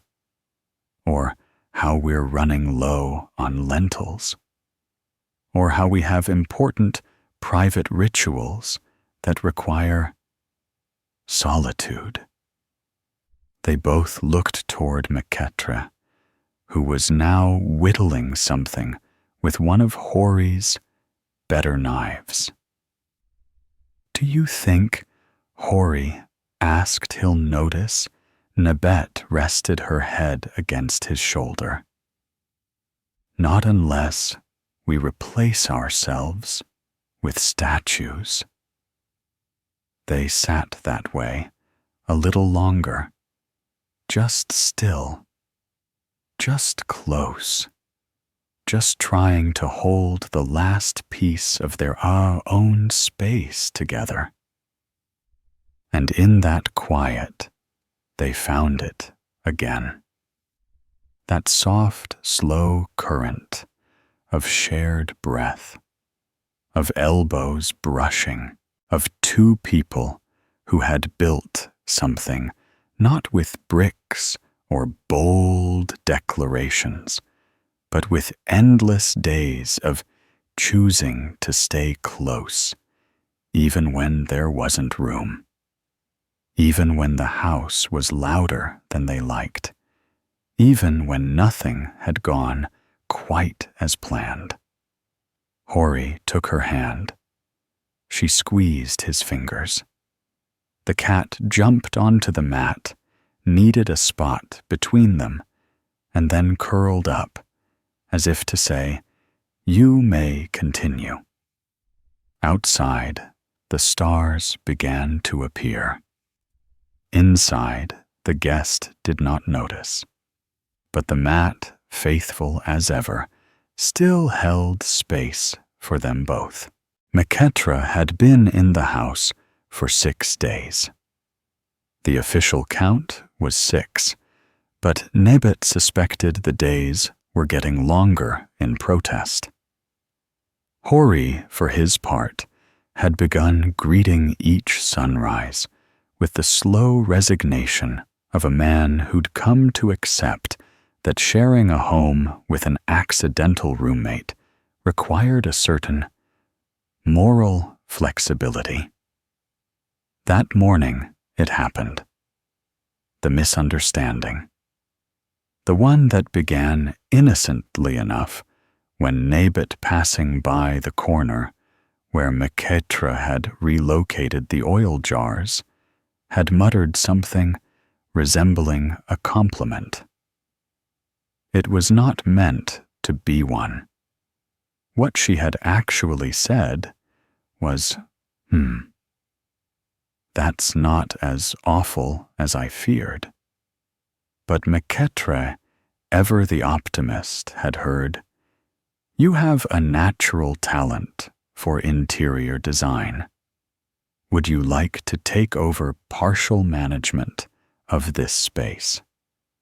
And so, with the confidence of someone who had once bartered a broken comb for a clay cup and considered it a win, Cleopatra began making more permanent changes. He redrew the layout of the food shelf. He grouped the baskets by height, then by personality, then again by spiritual tone. A system no one fully understood, but which somehow involved moving the date jar to the laundry alcove. He began referring to the northeast corner of the room as my nook. And then, on the evening of that very same day, he brought home a decorative mat. A mat. Not the mat. This one was smaller, circular, fringed. It smelled faintly of tamarind and ambition. He laid it proudly near the door, announced it was for communal reflection, and stepped back, waiting for applause. Nebet stared at it, then at Hori, then at Cleopatra. "I see," she said. "That's a nice tone," Cleopatra replied. "Is that admiration or awe?" "It's restraint," she said. Later, in the relative privacy of their original mat, now slightly more crowded due to the cat's decision to take up more square footage, in protest, Nebet and Hori convened. This was their term for quiet, whispered exchanges that usually involved strategic planning and at least one soul apiece. "He's nesting," Nebet said, arms crossed. "He thinks he lives here. He brought home lentils." "We already had lentils." "Exactly," she hissed. "He's doubling our inventory." Hori ran a hand through his hair. "We could talk to him and say, 'What, please take your mat and go.' Kind, but pointed. We could pretend we're moving. We're next door. They'd return us." Nebet sighed. Just then, Meketre poked his head in from the corner. He held up a woven basket with a triumphant expression. "I found this at the market," he announced. "Thought it would complement the structural energy of the room." Nebet blinked. "The what?" "The flow," he explained. "Your space has good emotional walls. I'm just helping them express themselves." That night, after he'd gone out to attend a dream interpretation gathering, which may or may not have been real, Nebet quietly moved the communal reflection mat behind a large jar. The next morning, it was back in place, with an added cushion. They found themselves whispering more, not because they had secrets, but because when you speak softly, it feels like you're reclaiming some part of your own noise. Their mat remained unchanged, a rectangle of familiarity, a place they didn't rearrange or interpret or decorate beyond what life placed there: an elbow, a cup, a cat, sometimes a hand reaching quietly for another. And even though the house now had a guest who folded towels into origami and called it an aesthetic, that mat still held the center, the place they could come back to, the place where they still touched knees and said nothing for long, uninterrupted minutes, even if someone occasionally rearranged their cooking stones into a spiral for energy flow. Nebet reached for Hori's hand. "We need a plan," she said. "I'm open to disguise," he replied, "or bribery. We still have that small jar of honey." They both looked toward the corner where Meketre was now teaching the cat symbolic posture. It ignored him. For the moment, so did they. Together, they breathed, quietly, mat-bound, and the house, creaking slightly with its new arrangements, somehow still remembered who it belonged to. It was mid-morning, and the house smelled faintly of date porridge and mild frustration. Nebet sat at the table with the village event calendar unfurled before her.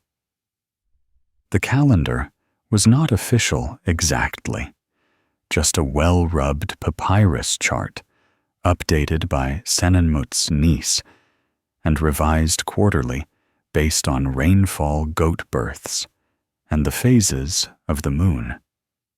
But for planning purposes, it was as close to divine order as anything else.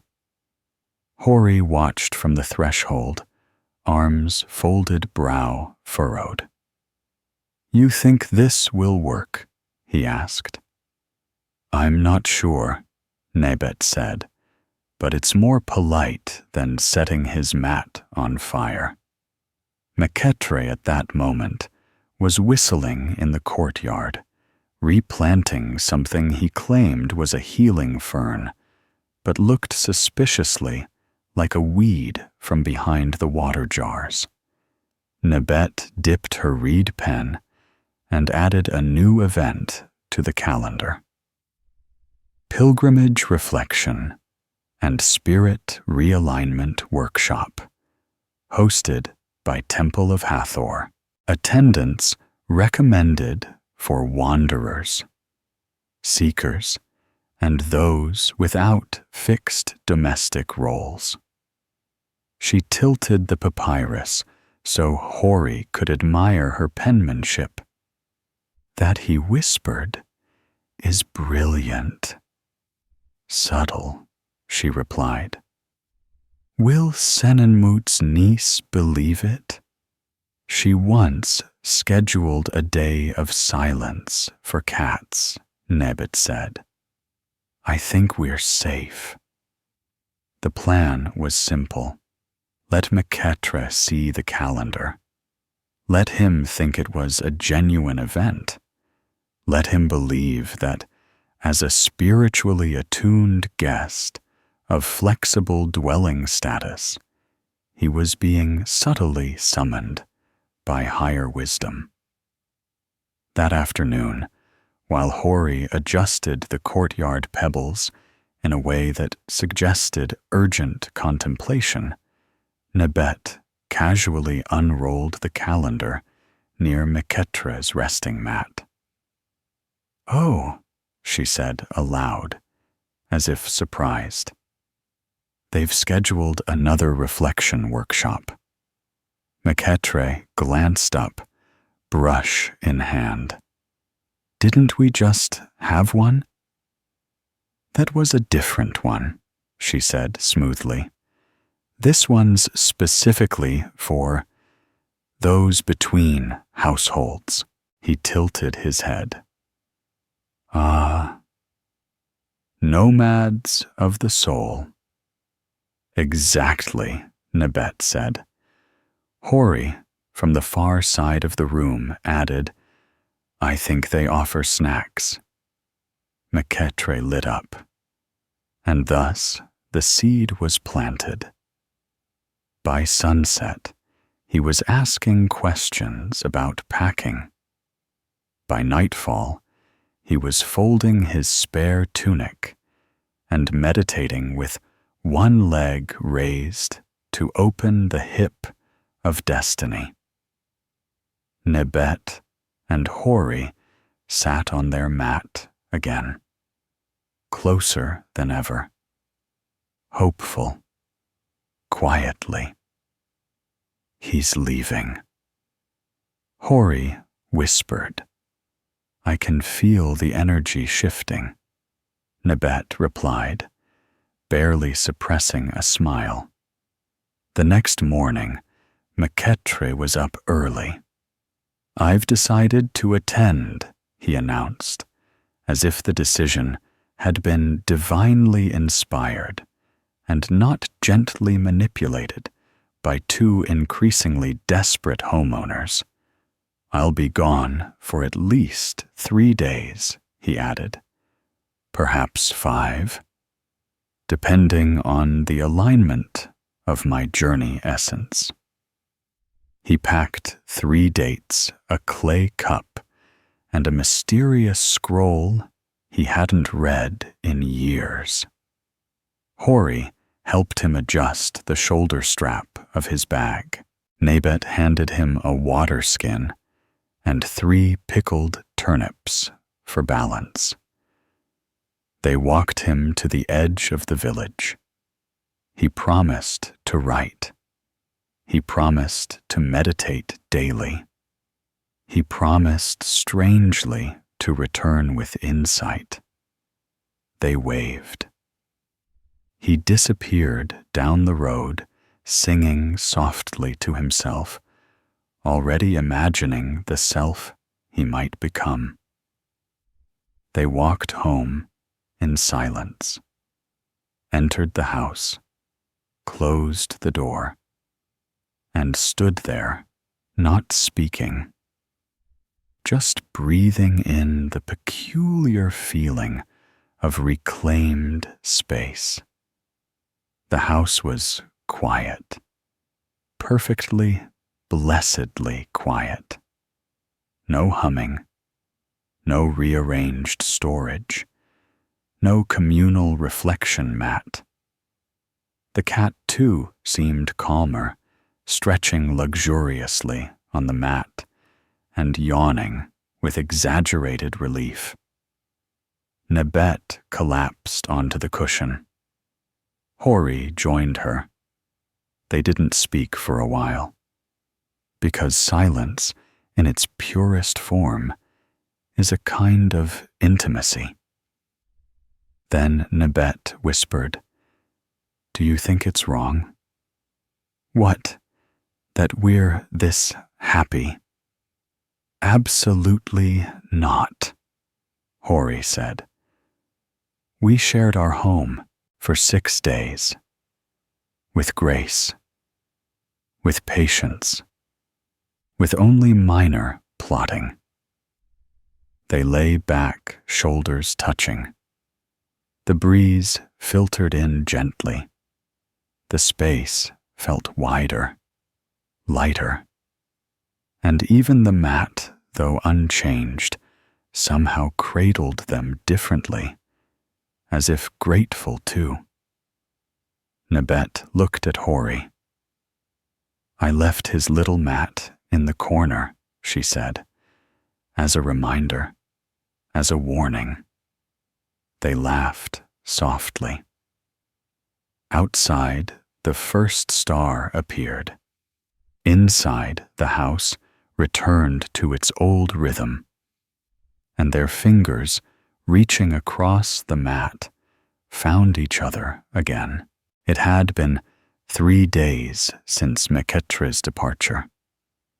The house was still, quiet, balanced in that delicate, golden way that homes sometimes achieve after hosting a guest who talked too much about emotional zones and repotted a house fern that never asked for it.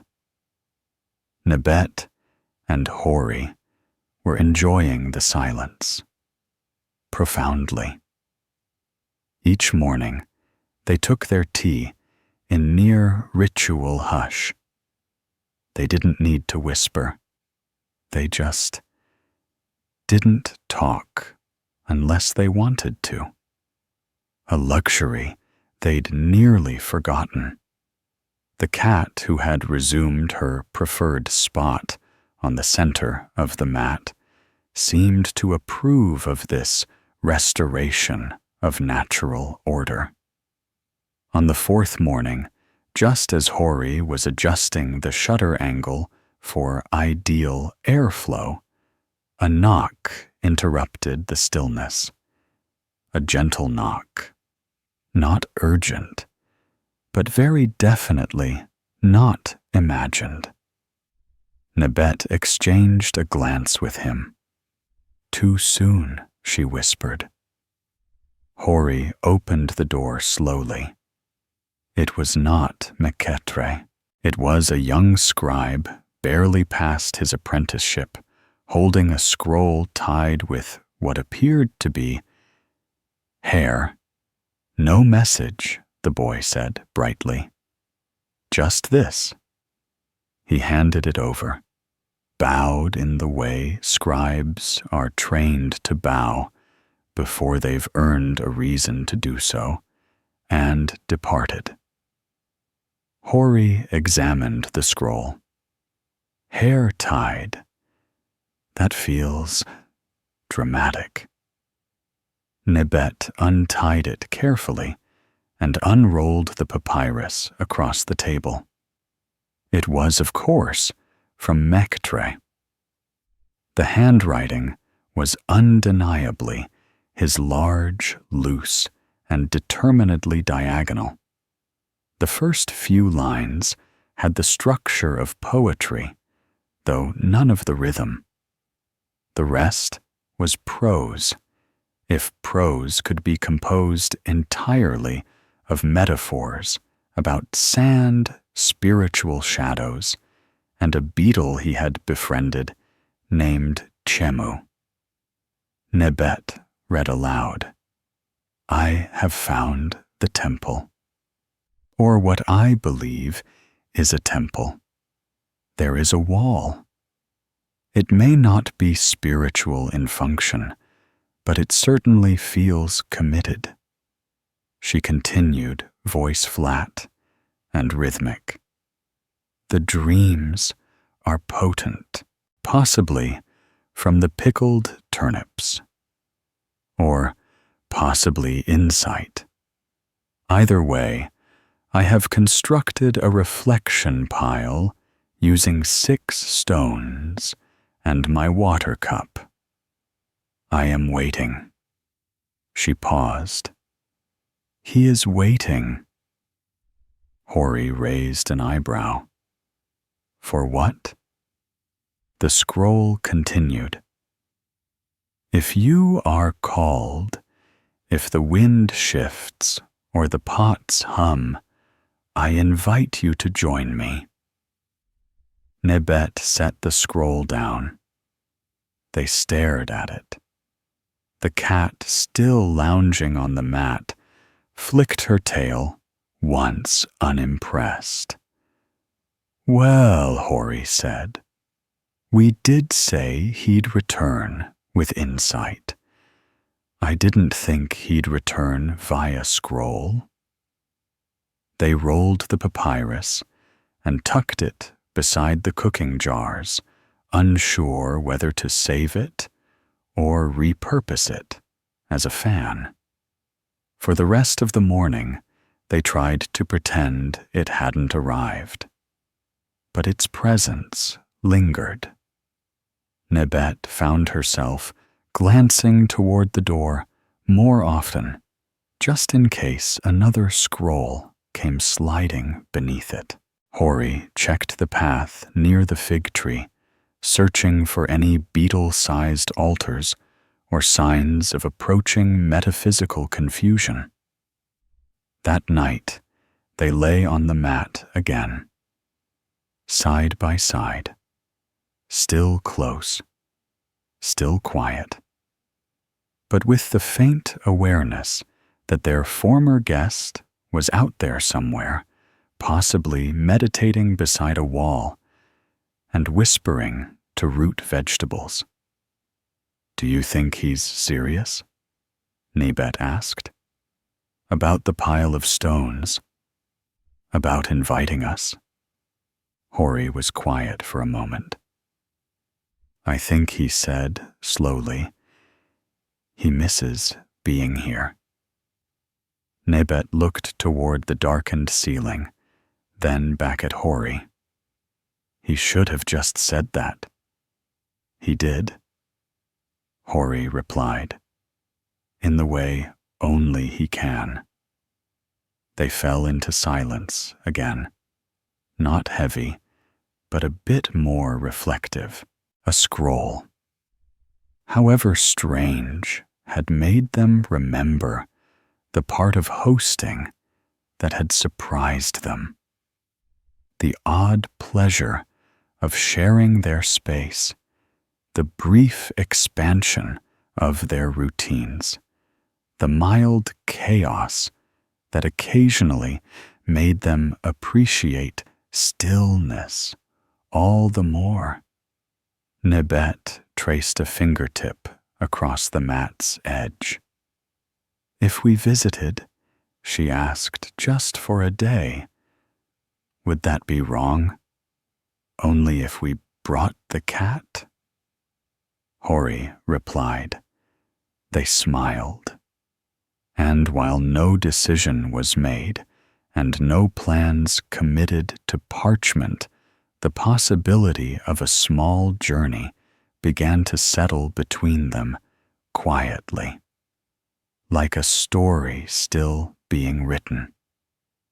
Outside, The stars were clear. Inside the scroll sat curled by the jars, slightly twitching in the night air. And on the mat, the couple lay close hands, touching breath, steady. The kind of stillness that comes from knowing a decision doesn't have to be made just yet. The scroll, now slightly more curled than it had been the night before, sat quietly next to the lentil jar. Nebet stared at it over her teacup. "It's still there," she said.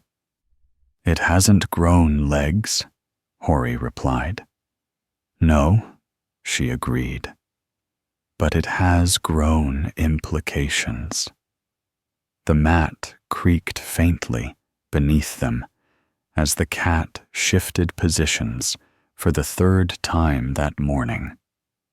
She had adopted an air of wary suspicion since the scroll's arrival. Her tail, which usually lay neatly curled around her side, now tapped the mat rhythmically, as if waiting for someone to say something foolish. Nebet set her tea down with unusual care. "What if we did go?" Hori didn't answer immediately. He rubbed his thumb along the rim of his cup. Then, very softly, as in to visit him. "Briefly," she said. "1 night, 2 at most. We bring our own food. We leave before he gets any bright ideas about shared mats." The cat stopped tapping her tail. Hori exhaled through his nose, which was his preferred method of expressing cautious agreement. "You want to make a list?" he asked. Nebet was already reaching for a scrap of papyrus. She wrote, "Supplies for visiting a possibly imaginary temple, water skins 2, dried lentils, handful, travel mat, not the good one, cup spare chipped, no sentimental value, change of tunic, talking points, avoid dream beetles, polite exit phrases." The cat approached the list and attempted to sit on it. Nebet gently relocated her. "We'll need to go on foot," Hori said. "No carts head that way unless there's a funeral." "Let's not wait for one," Nebet replied. They spent the better part of the afternoon gathering their modest supplies. It was less packing and more selective tidying. Nebet wrapped a bundle of food in cloth and marked it with charcoal so they wouldn't accidentally eat it before leaving. Hori debated which sandals to bring, then discovered one was missing again, and spent 10 full minutes speaking gently but firmly to the cat, who pretended not to hear. Eventually, the sandal was located behind the storage pot. "Strategic placement," Hori muttered, eyeing the cat. They agreed to leave at sunrise. A soft, sensible hour that wouldn't roast them or make the neighbors ask too many questions. That night, as they sat on their mat one last time before the journey, the quiet felt slightly different, still familiar, still warm, but tinged with the hum of movement, of something new, however temporary, on the horizon. Nebet curled her fingers around Hori's. I don't know why I want to go, she said. Maybe because we can, he replied. She nodded. Maybe because even ridiculous friendships deserve tending. He looked at her. Maybe because you miss him a little. She made a small, non-committal noise. Then, maybe because I want to see what a reflection pile looks like. The cat curled near their feet, opened one eye. Whatever her opinion was on spontaneous spiritual visits, she didn't share it. But she did nudge closer, as if to say, "This is your idea. Don't expect me to carry anything." They went to sleep with the shutters open. The stars were quiet. The mat didn't object. And the house, as always, kept their breath and silence wrapped gently in clay and straw. The sun had barely lifted its pale face above the trees when Nebet and Hori stepped outside, water skins slung across their backs and sandals firmly attached after a short skirmish with the cat, who appeared determined to guard the threshold. "She'll be fine," Nebet whispered, adjusting her satchel. "She'll rewire the kitchen," Hori whispered back. They walked in silence for a while. The village shrank behind them, its roofs turning amber in the morning light. A few neighbors waved without curiosity, because Nebet and Hori rarely left together, and when they did, it usually meant something practical, like checking on irrigation or helping someone retrieve a stubborn goose. Their path took them past the grain fields, the dry canal, and the tree that everyone called the leaning fig, even though it hadn't produced figs since the previous dynasty. The road was uneven, the breeze cooperative, and the conversation minimal, which is to say, perfectly suited to two people who liked one another enough to not always need words. After a time, Hori cleared his throat. "What do we do?" he asked. "If it's just a pile of bricks," Nebet considered. "Smile," she said.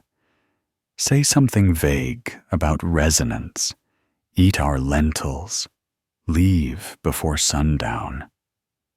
He nodded. Reasonable. It was 3 hours before they saw it. Not a temple. Not quite. But a collection of objects that clearly intended to be a sacred space, or at least something that could be mistaken for one under specific lighting. There was, as promised, a wall.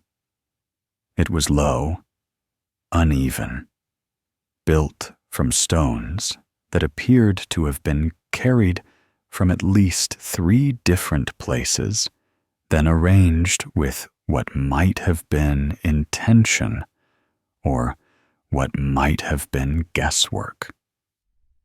There was also a stack of 6 rocks each, decreasing in size, balanced precariously, as if gravity had been bribed. And there, cross-legged in front of the rock pile, was Meketre. His tunic had acquired a stain, possibly sap, possibly philosophy. He was humming. When he saw them, he stood. arms wide, expression beatific. "You came," he said. "The air told me you might." Nebet gave a polite nod. It was the calendar, actually. Meketre beamed. "Same thing." He ushered them forward with a flourish, gesturing toward a shady spot beneath what appeared to be a repurposed sailcloth tied between two thorny bushes. "I call this the Hall of Echoes," he said. "It's a tarp," Hori observed. "Exactly," Meketre replied. "Echoes of practicality." They sat, unpacked, shared a modest handful of lentils, which tasted better than expected when eaten in the quiet of nowhere. Meketre offered them fig slices wrapped in leaves and launched immediately into an explanation of his current spiritual system, which, as far as they could tell, was loosely based on Dream's stone placement, and a passing comment once made by a particularly expressive goat. Nebet listened, patiently. Hori nodded at the appropriate moments, though occasionally cast a long glance toward the horizon, perhaps mentally measuring the time it would take to walk back. But they stayed, because there was something charming about it all. Not the philosophy, not the rocks, but the simplicity, the earnestness of one man arranging stones in the desert and calling it divine. At one point, Meketre pointed to a flat stone near the pile. That, he said proudly, is the listening seat. Nebet sat on it. She heard wind, and Hori's quiet snort, but also something else. Not voices, not spirits, just stillness. The kind of stillness you don't get at home when someone's moving your water jars. It was peaceful. Oddly. Meketre was still talking. Something about emotional triangulation and how certain shadows represent truth. Hori had begun gently rearranging a nearby pile of pebbles, creating what looked suspiciously like a small bench. Nebet leaned back, and for a few minutes, maybe more, she stopped thinking about how long they'd stay, or whether this was absurd, or if the cat had figured out how to open the grain bin. She just listened to the air, to the rocks, to her husband humming under his breath as he constructed a miniature bench beside a real one, and to Meketre, who, despite his idiosyncrasies, had made something strangely worthy of a visit. By late afternoon, the sun began to squint suspiciously through a low curtain of wind-blown grit. At first, it was nothing. A few scattered gusts, the kind that rearranged your hair and politely asked if your eyes were feeling sturdy today. Meketre squinted skyward. "That cloud has been following me for 3 days," he said.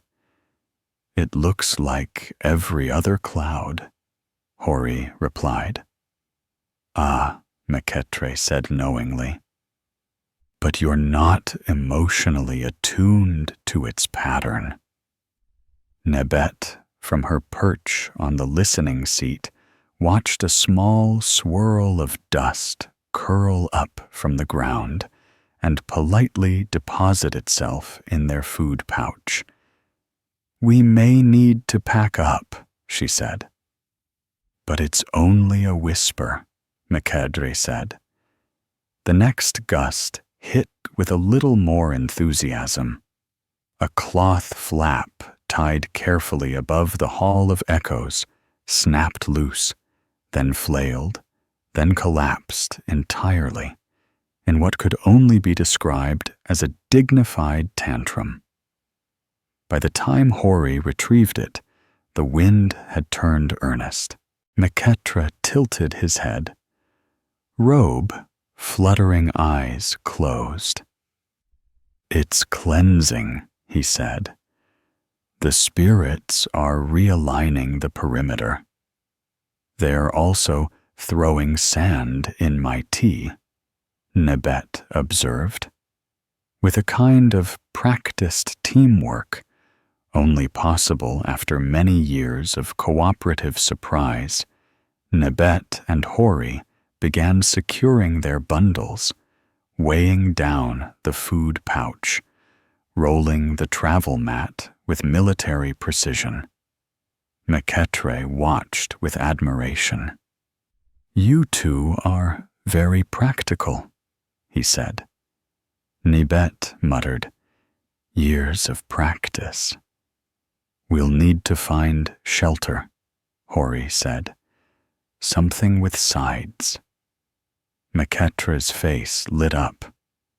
There's a cave. A cave, just over that ridge. He pointed. Technically, it's more of an indent, but it holds wind like a seasoned jar. Nebet and Hori looked at each other, then at the ridge, then at the increasingly gritty air.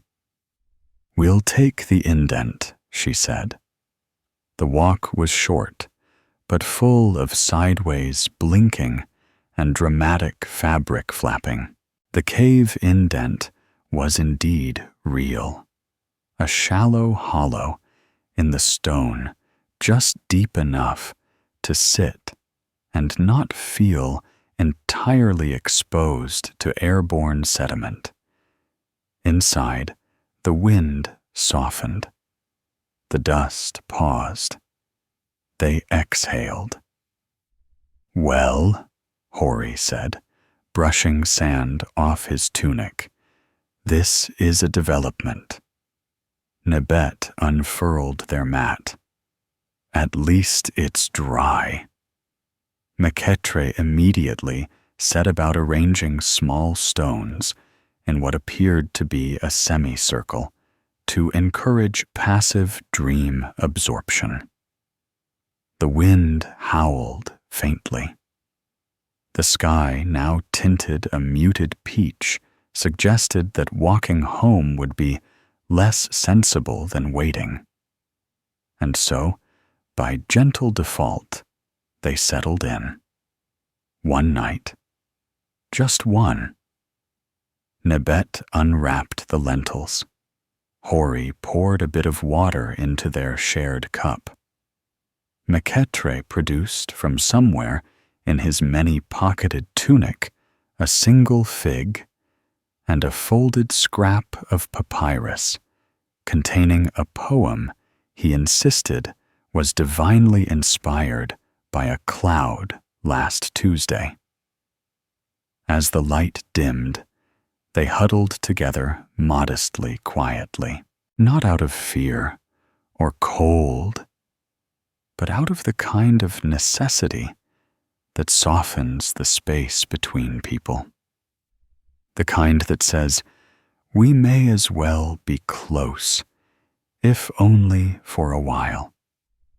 Nebet lay on her side, facing Hori. Behind her, Meketre hummed to himself a sound not unlike a distant bee debating philosophy.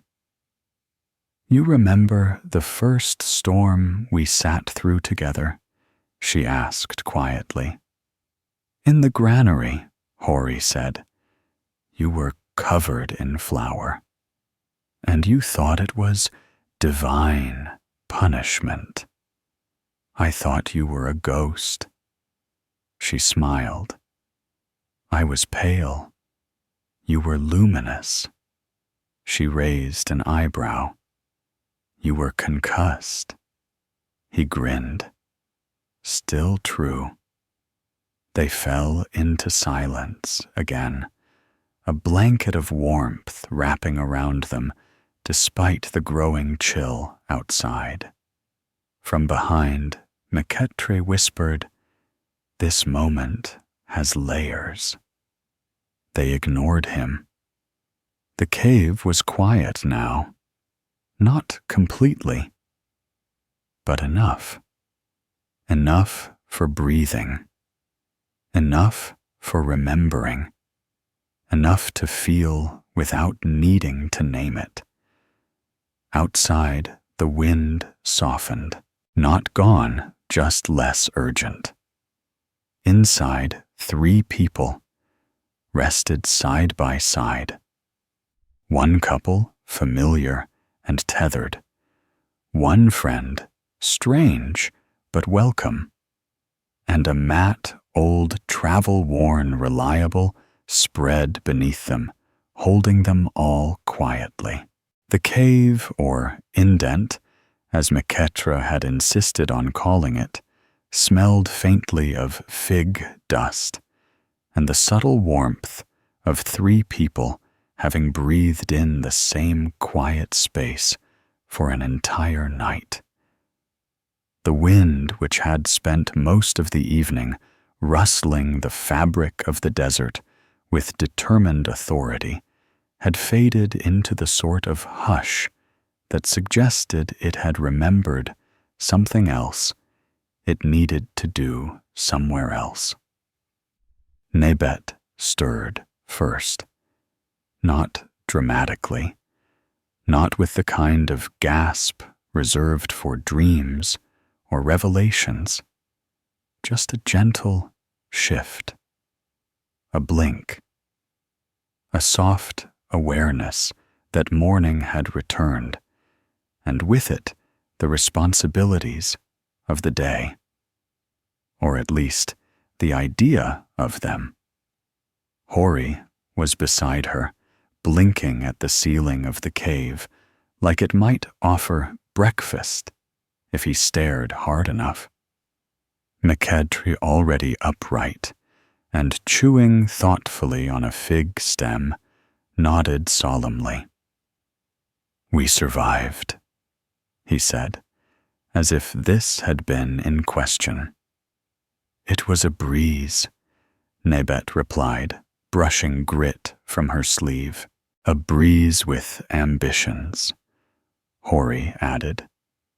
They sat up, stretched, collected their modest pile of things, folded the mat carefully with shared attention, as if the act itself marked the conclusion of something larger than a nap.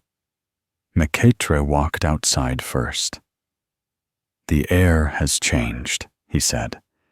Nebet followed, squinting at the landscape, now washed in that pale golden light that only comes after a cleansing storm. "Everything looks clean," she said. "Even the rocks," Hori muttered, as his sandal caught on one. They ate the last of the lentils, sipped the last of the water, and stood in a quiet semicircle, unsure how to transition from night-bound travelers to normal humans again. Meketre, looking at the stacked stones he'd arranged the previous afternoon, turned solemn. "They held," he said. "The structure survived the shift. Nebet eyed them. You stacked them in a corner. It's symbolic, he said. Hori placed a hand on Meketre's shoulder. You did well? Nebet nodded. Better than expected? Meketre beamed. I'm thinking of staying a few more days. To reflect. Alone? Hori asked. Yes, he said. The cave told me things. Nebet said. Cave language. Very reliable. Meketre smiled with the calm of a man who had found purpose in a dusty hole and a stack of carefully balanced rocks. Nebet and Hori packed their mat and shouldered their bundle. They stood for a moment longer. No fanfare, no declarations.